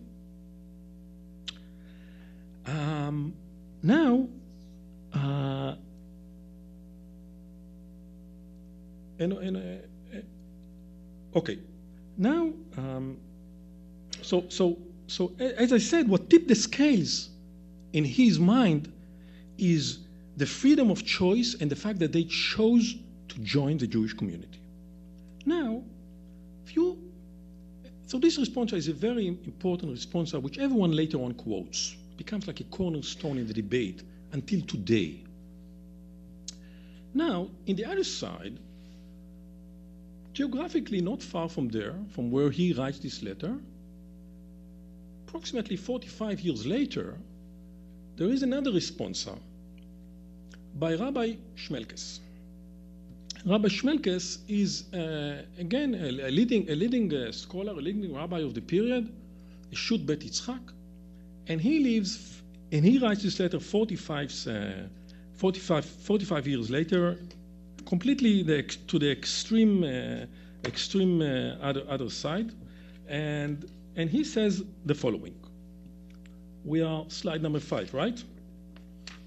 So with regard, he's around Lvov, Lemberg, and it's important, Brod versus Lemberg. I'll say a few words about it in a few moments. So he talks about a situation where regarding a person who had a child with a Gentile maid, and his wife died, and now he wants to marry the Gentile after she converts. And if we do not permit this, he will live with her in sin, or will marry her in civil marriage. So the question is, shall we allow this marriage?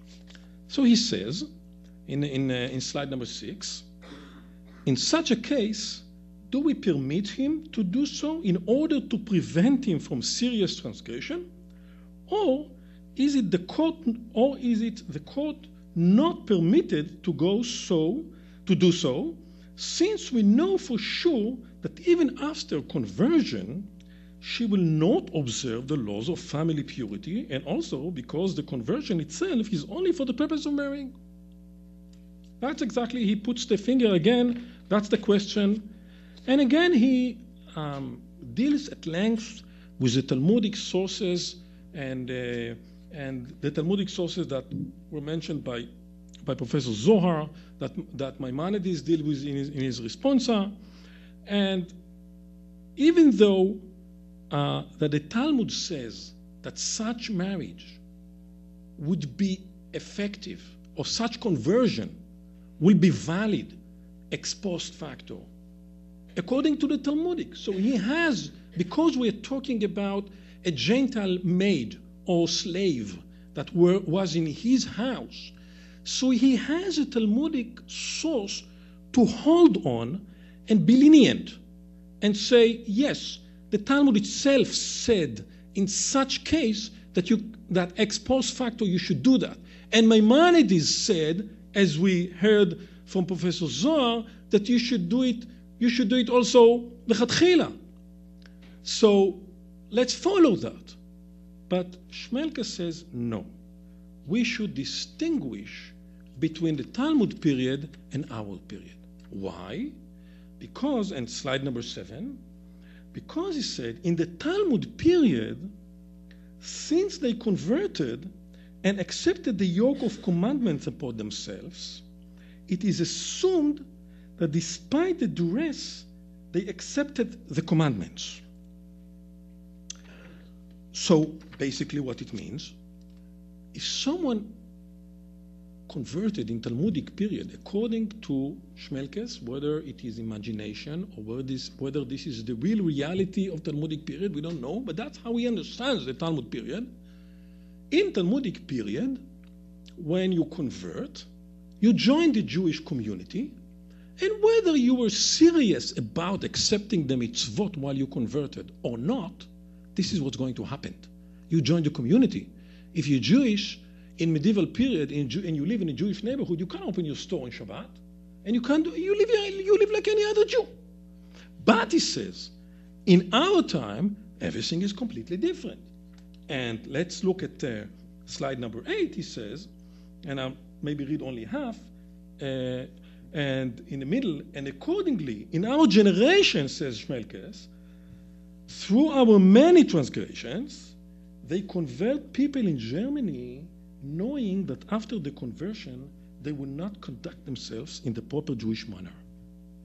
Such a person is not a convert, even though she said she's accepted everything as they taught her to lie. In the conversion process, to say that she accepted it, tell that you accept everything, but they actually taught her to lie. So what's happening here? Kluger and Schmelkes, each one of them is putting a finger on the essence of the changing circumstances. Kluger, as we said, on the fact that a person now has a freedom of choice and he chose to be a Jew.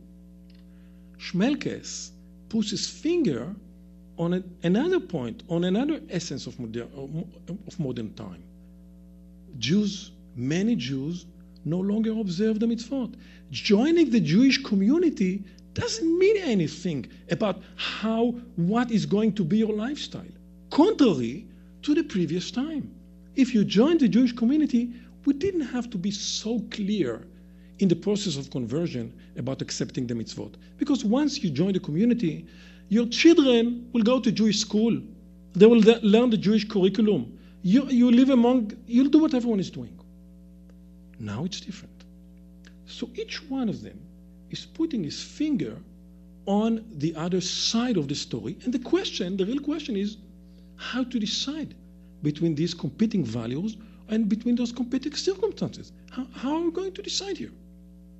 Of course, the historical fascinating question is why each one of them chose to put his finger on one side of the story and ignore the other side of the story. That's a fascinating story. Now, you might think, or you might have the image in front of yourself now after hearing me for a few minutes, that Kluger is smiling face, very lenient and nice rabbi, contrary to Schmelkes, who is,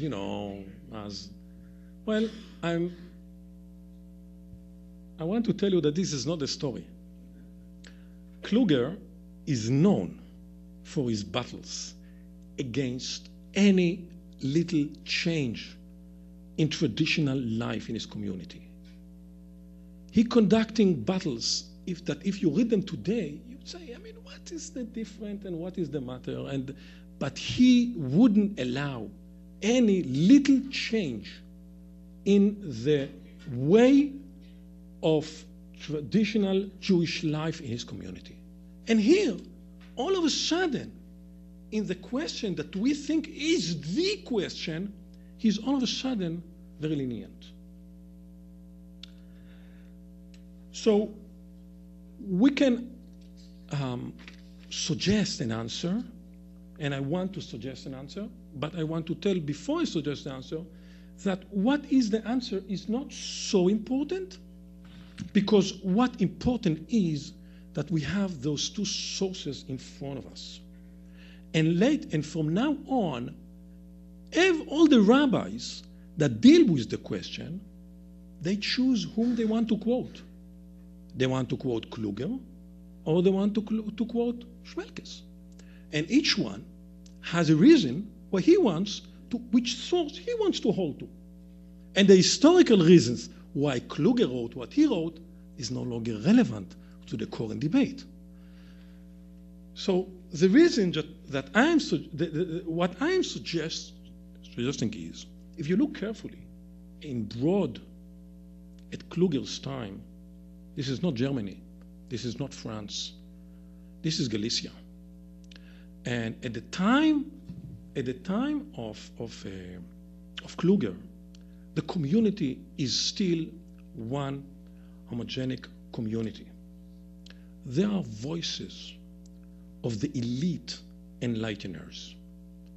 The elite enlighteners, they want changes in the law, but they're coming from within, not from without.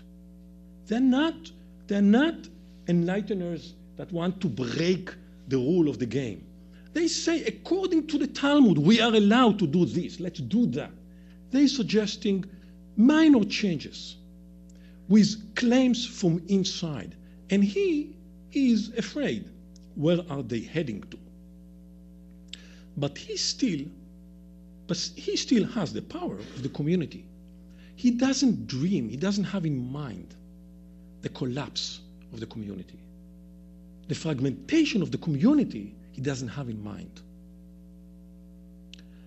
50 years later, in Lvov, where Schmelkes is functioning, he has it in mind. This is what's happening. In the terms that already at Kluger's time exist in Western Europe, Kluger is an Orthodox, or maybe ultra-Orthodox. But he doesn't know it yet, because Orthodoxy doesn't exist in Eastern Europe. It's not relevant there. 50 years later, the Eastern European version of Orthodoxy, the Machzikei Hadat, this is where it's happening, in Lvov. This is where it is being created and established. And this is exactly there. So that might be the difference. Now, so Kluger wants to keep the community one whole community. This is a traditional Jewish value. While Schmelkes understands, basing himself on traditional Jewish values, other traditional Jewish values, but he understands that keeping the community as a whole is no longer an option. The community is fragmented. And now the question, what are we doing? And we need to keep what we can keep. And that's why we will not allow in other people that are not going to observe and join what we believe should the Jewish community look like. Now, if I want to, they tell me that I have only 5 more minutes. I don't know how it happened, but that's what happened to us all always. Let's look at slide number 9, and I'm moving to Rabbi Kalischer. And Rabbi Kalischer, and I have to go fast, this is a fascinating question, because Rabbi Kalischer lives in northern Poland, what is now northern Poland, at the time was part of Germany, and he responds, this letter, he responds in 1865. 1865 is an important year here in America, and he actually writes the letter to America. He received a letter from New Orleans in 1865 about a rabbi that has in his community or in his town many intermarriage, Jews, non-Jews and non-Jews. And the Jewish fathers want to circumcise their children. The mother agrees, but she disagrees to tvilah, to immersion. She disagrees to immersion. So she disagrees for conversion, but circumcision is okay. The rabbi of New Orleans refused to circumcise them. And he tells the Mohel, don't you dare. Why? They're not Jews. You're not allowed to circumcise them. So they write to Kalischer. The Kalischer says, not only that you are allowed to circumcise them, please do it. It's a great mitzvah. Why? Now you ask me, why do I bring this letter of Kalischer? He's not talking about conversion. Nobody's talking about in this letter about conversion. The mother doesn't agree for conversion. But Kalischer says, you know what? He's a Jew. His father is Jewish. We want to keep him in the Jewish community. Halachically, he's not Jewish, but instead of calling him a non-Jew, he calls him a lost Jew. It's a little change in terminology, but it's a lost Jew. If it's a lost Jew, let's try to get him in. How will we get him in? He's a baby. We can't get him in. But we should hope that when he grows up, he will come back. If you will circumcise him now as a baby, it's very easy to convert. When you're an adult, it's frightening. Many people don't convert because they're afraid from circumcision. So he tells him, please circumcise him in order that he will come back. So what's happening here is that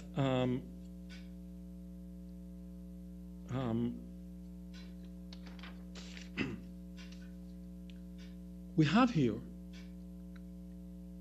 in 19th century, a completely new character of a convert. It's not a non-Jew that knocks on our door and says, I'm a non-Jew, I want to become a Jew.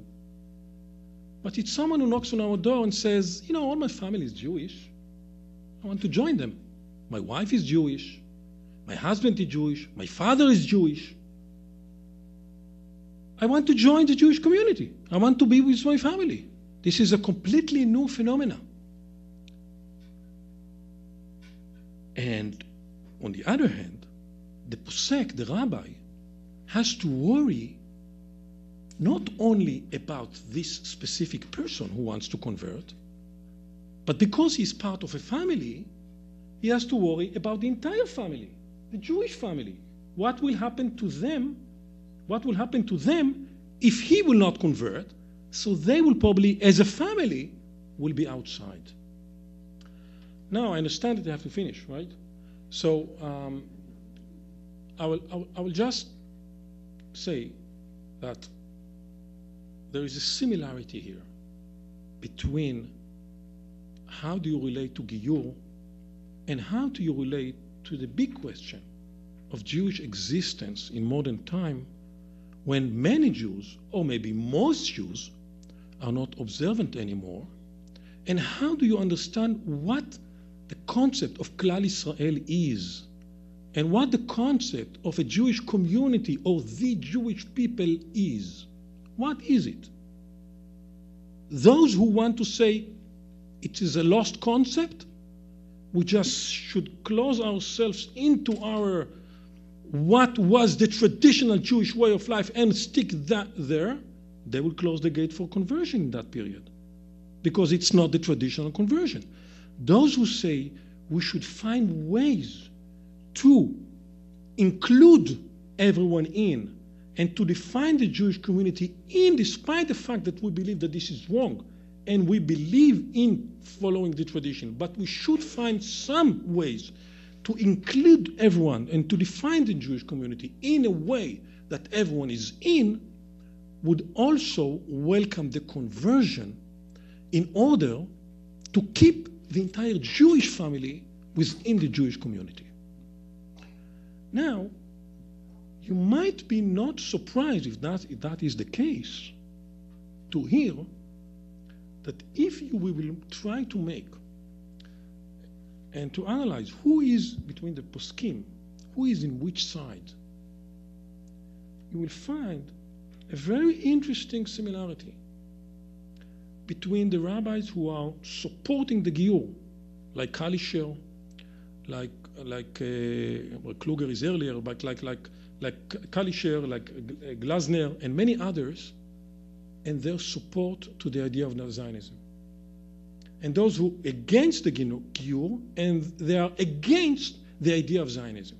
Because basically the idea of Zionism was to try to initiate a new way to define the Jewish community based on national concepts.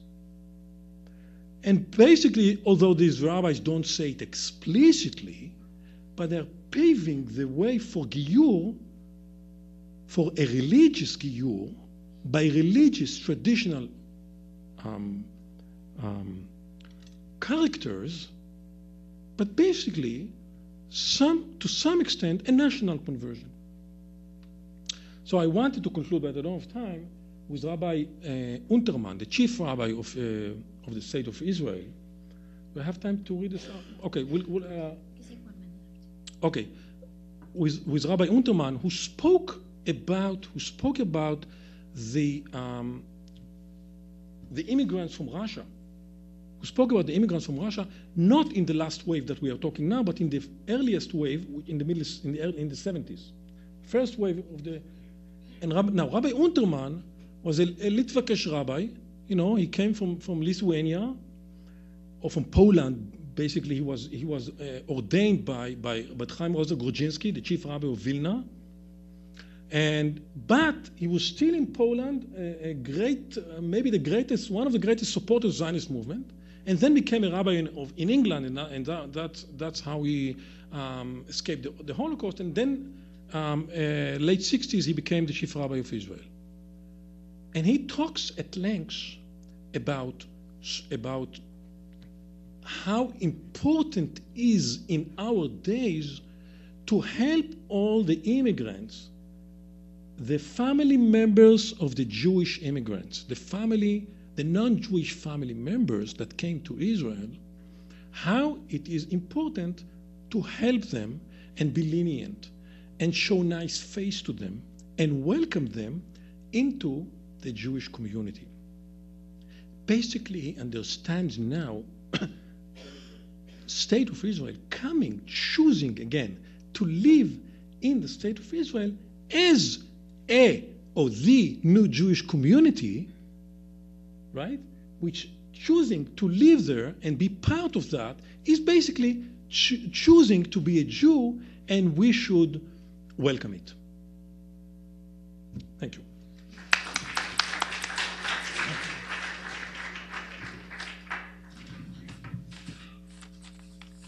I want to thank all of our panelists for such rich and wonderful presentations, so rich that we have to cut them off. We're going to open to questions and answers and extend our time. So I'd like to invite the panelists to please come back. And in the interest of having time for the audience to ask questions, I'm going to sort of hold back my own questions and just point out how surveying the theme of conversion was just such an interesting theme over hundreds of years and over different geographic regions has yielded such interesting distinctions in evolution, and how important the time and place was in determining what we've seen here. And I'd like to open the floor to the audience, please. Maybe we should. Canner Fogel, it's a hard name. Anar Fogel, it's easier. Go ahead, I know who I am. Go ahead.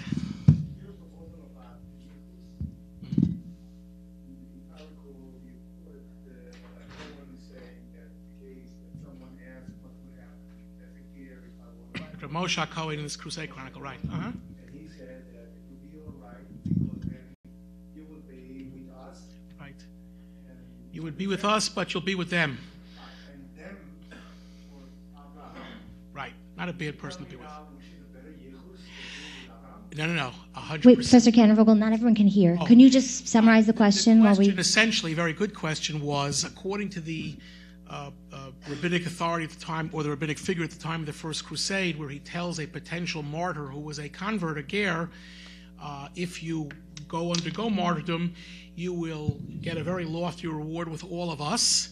And he then goes on to say, but you will be also, or you will be with the other righteous converts in what seems to be a separate way. So the gentleman's question was, as a convert, you will be the son of Abraham. You will be in that.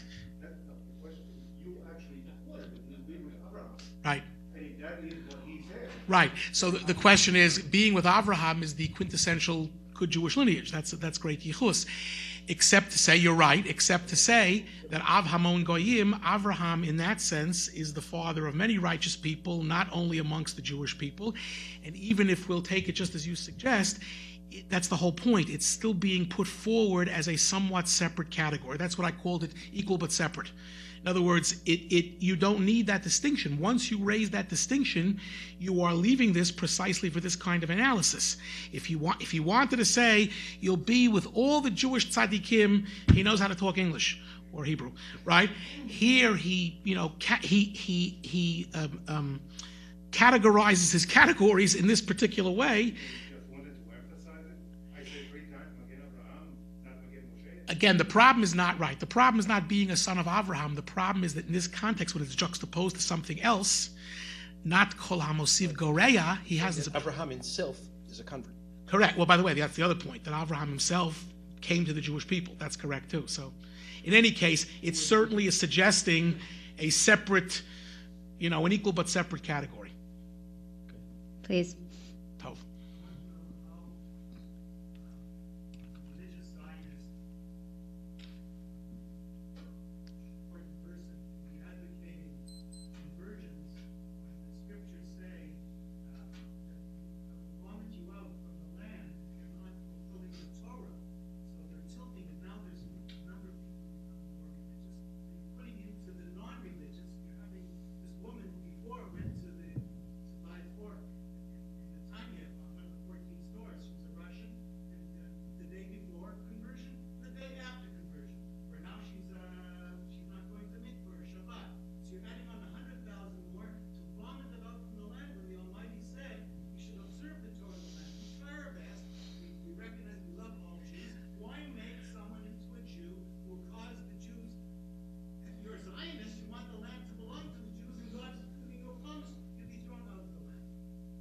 I understand that this question is to me and perhaps also to Professor Adrei.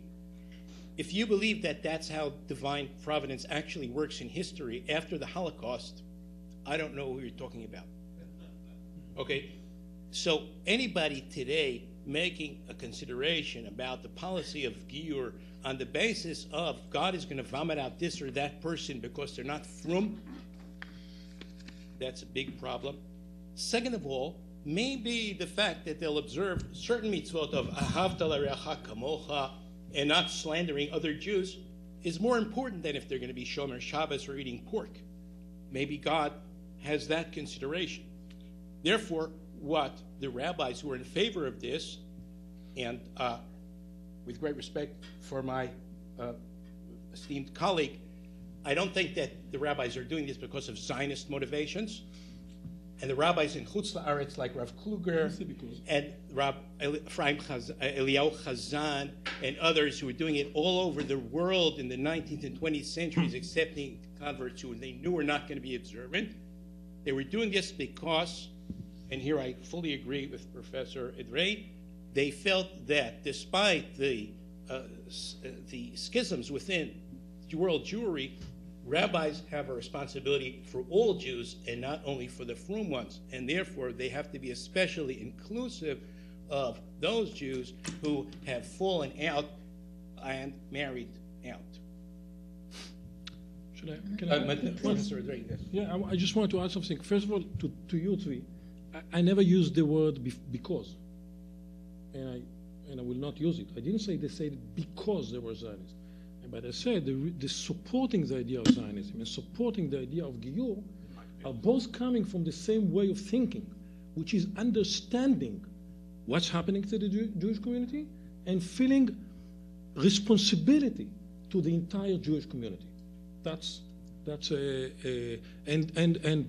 to you, I think the situation, religious life and like everything in life is much more complicated than black and white.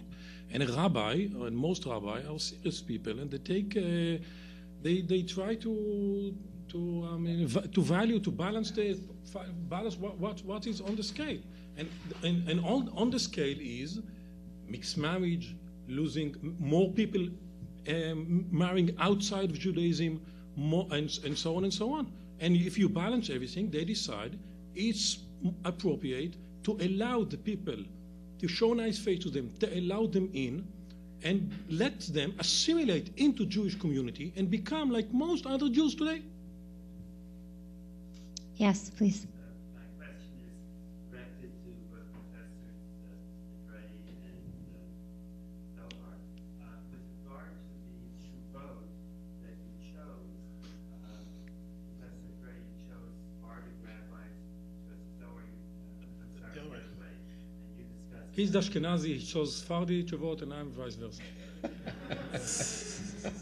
say there is a general pattern here that the Sephardic rabbis tend to be more lenient on issues of the conversion, and the Ashkenazi, or at least a large group of Ashkenazi rabbis, tend to be more strict about accepting the vegetable favor.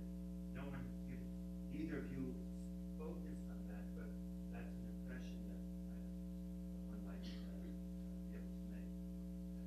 Well, I think I'll leave it to Professor Zohar. It's certainly what he wants to say. I focused mainly on the 19th century, which is not so yet the case in North Africa, in Muslim countries.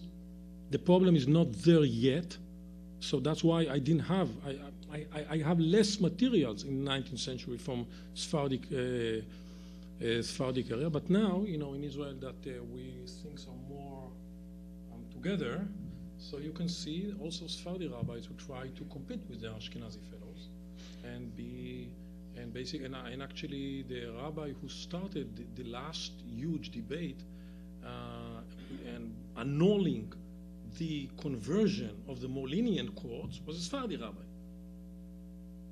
But in general, I think it's absolutely true. Okay, I will say that, first of all, I have dealt in general with the issue of Giyur in the two books which I wrote together with my friend and peer, Professor Avi Sagi, and one of these appeared in English, called Transforming Identity.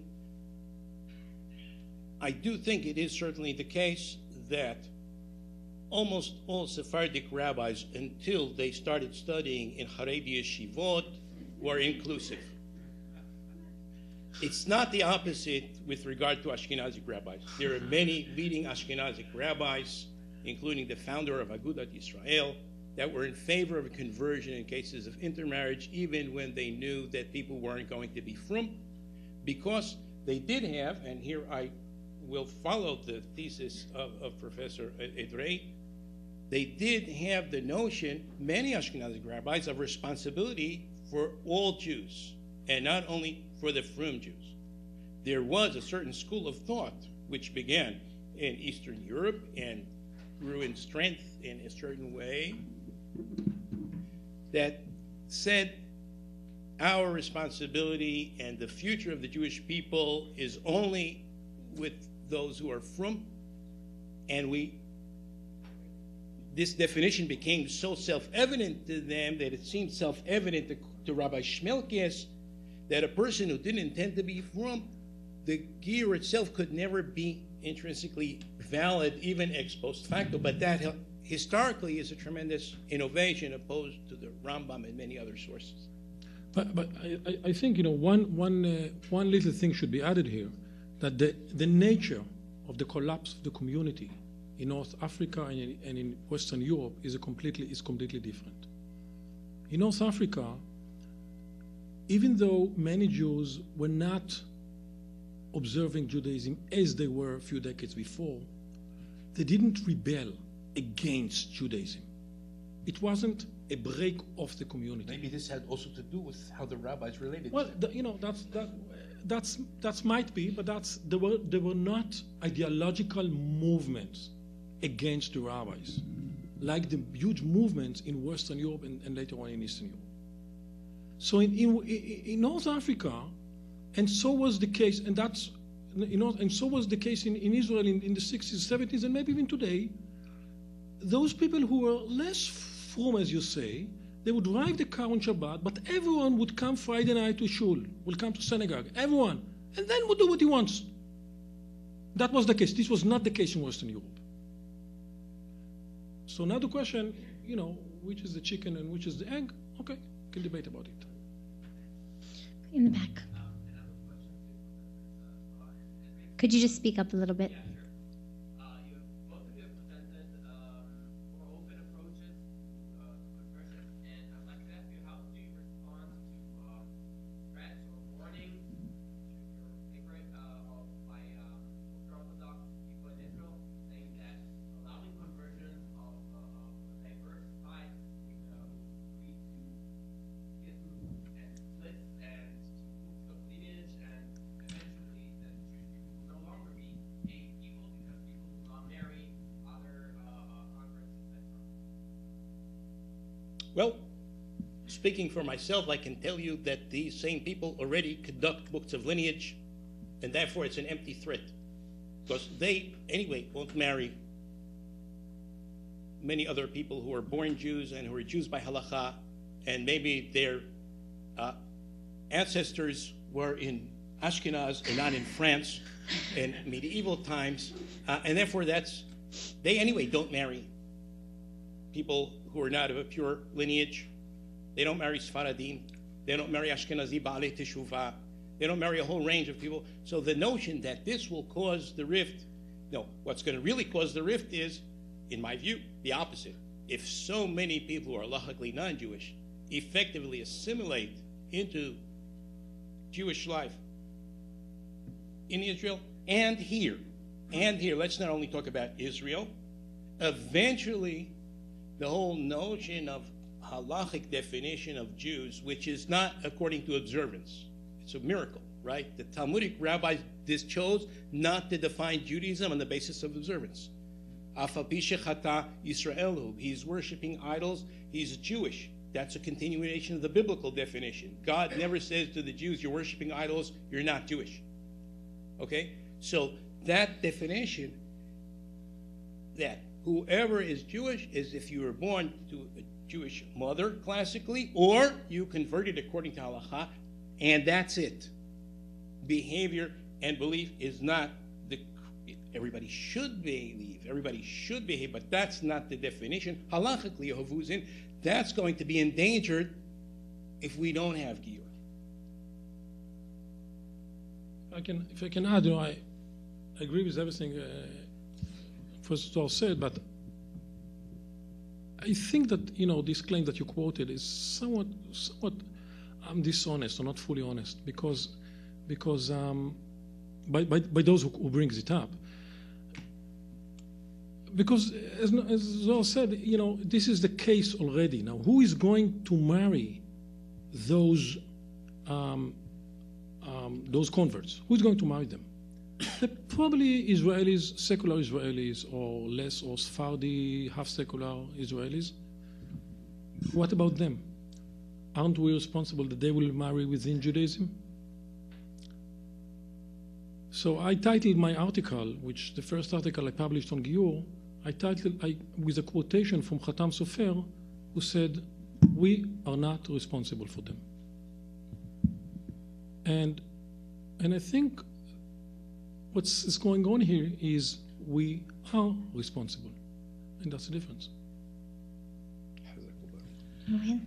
I just want to add here to Tzvi's point. You mentioned the principle of Af Bishchata Yisrael, who not simply as a halachic or as a juridical principle, but anyone who has sinned is still a Jew. But here we have actually a cutting edge of what Arya had mentioned. Here you will find, already back to the medieval period, it's a difference of, are you religiously Jewish, are you part of the community? And you will find already in the Middle Ages where Afal Pishachata Yisrael, who will not deny your Jewishness, but there will be communal separation. Right? So that's really the question moving forward, and Aryeh defined it very well in terms of Gerut. Normally the two come together. When you have a breakdown between practice to not just an extent, take the Western, I do nothing, or I completely go against, or whatever it may be, at some point you can be halachically Jewish, but the Jewish community, al pi halacha, hilchot hatzibur, al pi halacha, will not be required will not want to let you in that regard. So it gets very complicated. In other words, Af Bishchata Yisrael was not the solution, because that breaks down both in the medieval and modern period too. So just to make it more complicated. Go ahead.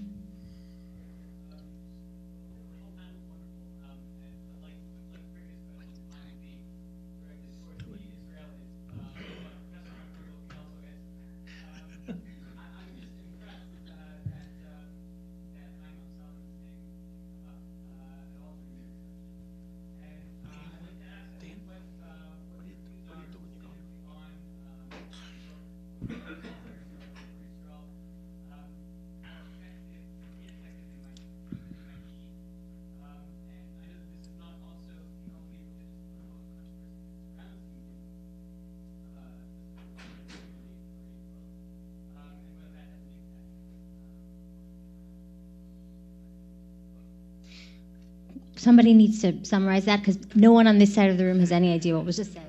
Okay. It's okay. It will be repeated. The question was about a fascinating personality in Israel who is a member of the Knesset, a Sephardi, and now from the political party Shas, that you probably might know, it's a Haredi Sephardi political party, who is fighting and struggling against all the Haredi rabbis that oppose the idea of Giyur, and he strongly supports the idea of Giyur. The interesting part of it is that he's not only a politician, but he's also a real Talmid Chacham. He's a real scholar. And he also knows to work, and he's a hard worker. So he published two massive volumes on that idea. Why, according to Jewish law, there must be strong move, serious move, not only drops one by one, but serious move of welcoming the non-Jewish partners of the Jewish Russian families into the Jewish community in Israel. Now, I don't know if I said the question or the answer. I don't know. But The this question is, what do you think of this? well, it's obvious what they know. I mean, it was part of what I said. Okay, I will only add one point in continuation. I will only add one point, which is that when writing this book about Giur, which was before Rabbi Amsalem's works appeared, I had occasion over a period of about 20 years to go over mostly anything that I could lay my hands on that was ever written about Giur. There's no question that historically, from the time of the Bible until now, including Maimonides, the most serious systematic analysis of Giur and all of the issues of Giur that was ever done by any rabbi is in this book, Zera Israel. Extremely systematic, extremely clear with propositions, bringing in all the authorities that disagree with him, giving reasoned analysis, and setting forth what he understands to be the conclusion of all of this after surveying the entire literature, including all obscure Achronim, who was a Rosh, Metifta, and Mir. Okay, so and therefore, following your question, I would ask in return, how could it be that today in the United States, various leading rabbis are writing about issues of Giur and making believe that that book doesn't exist? I know there are many more questions, but we actually are out of time. I want to thank our panelists for such a thought-provoking and wonderfully rich presentation this evening, and thank you all for coming.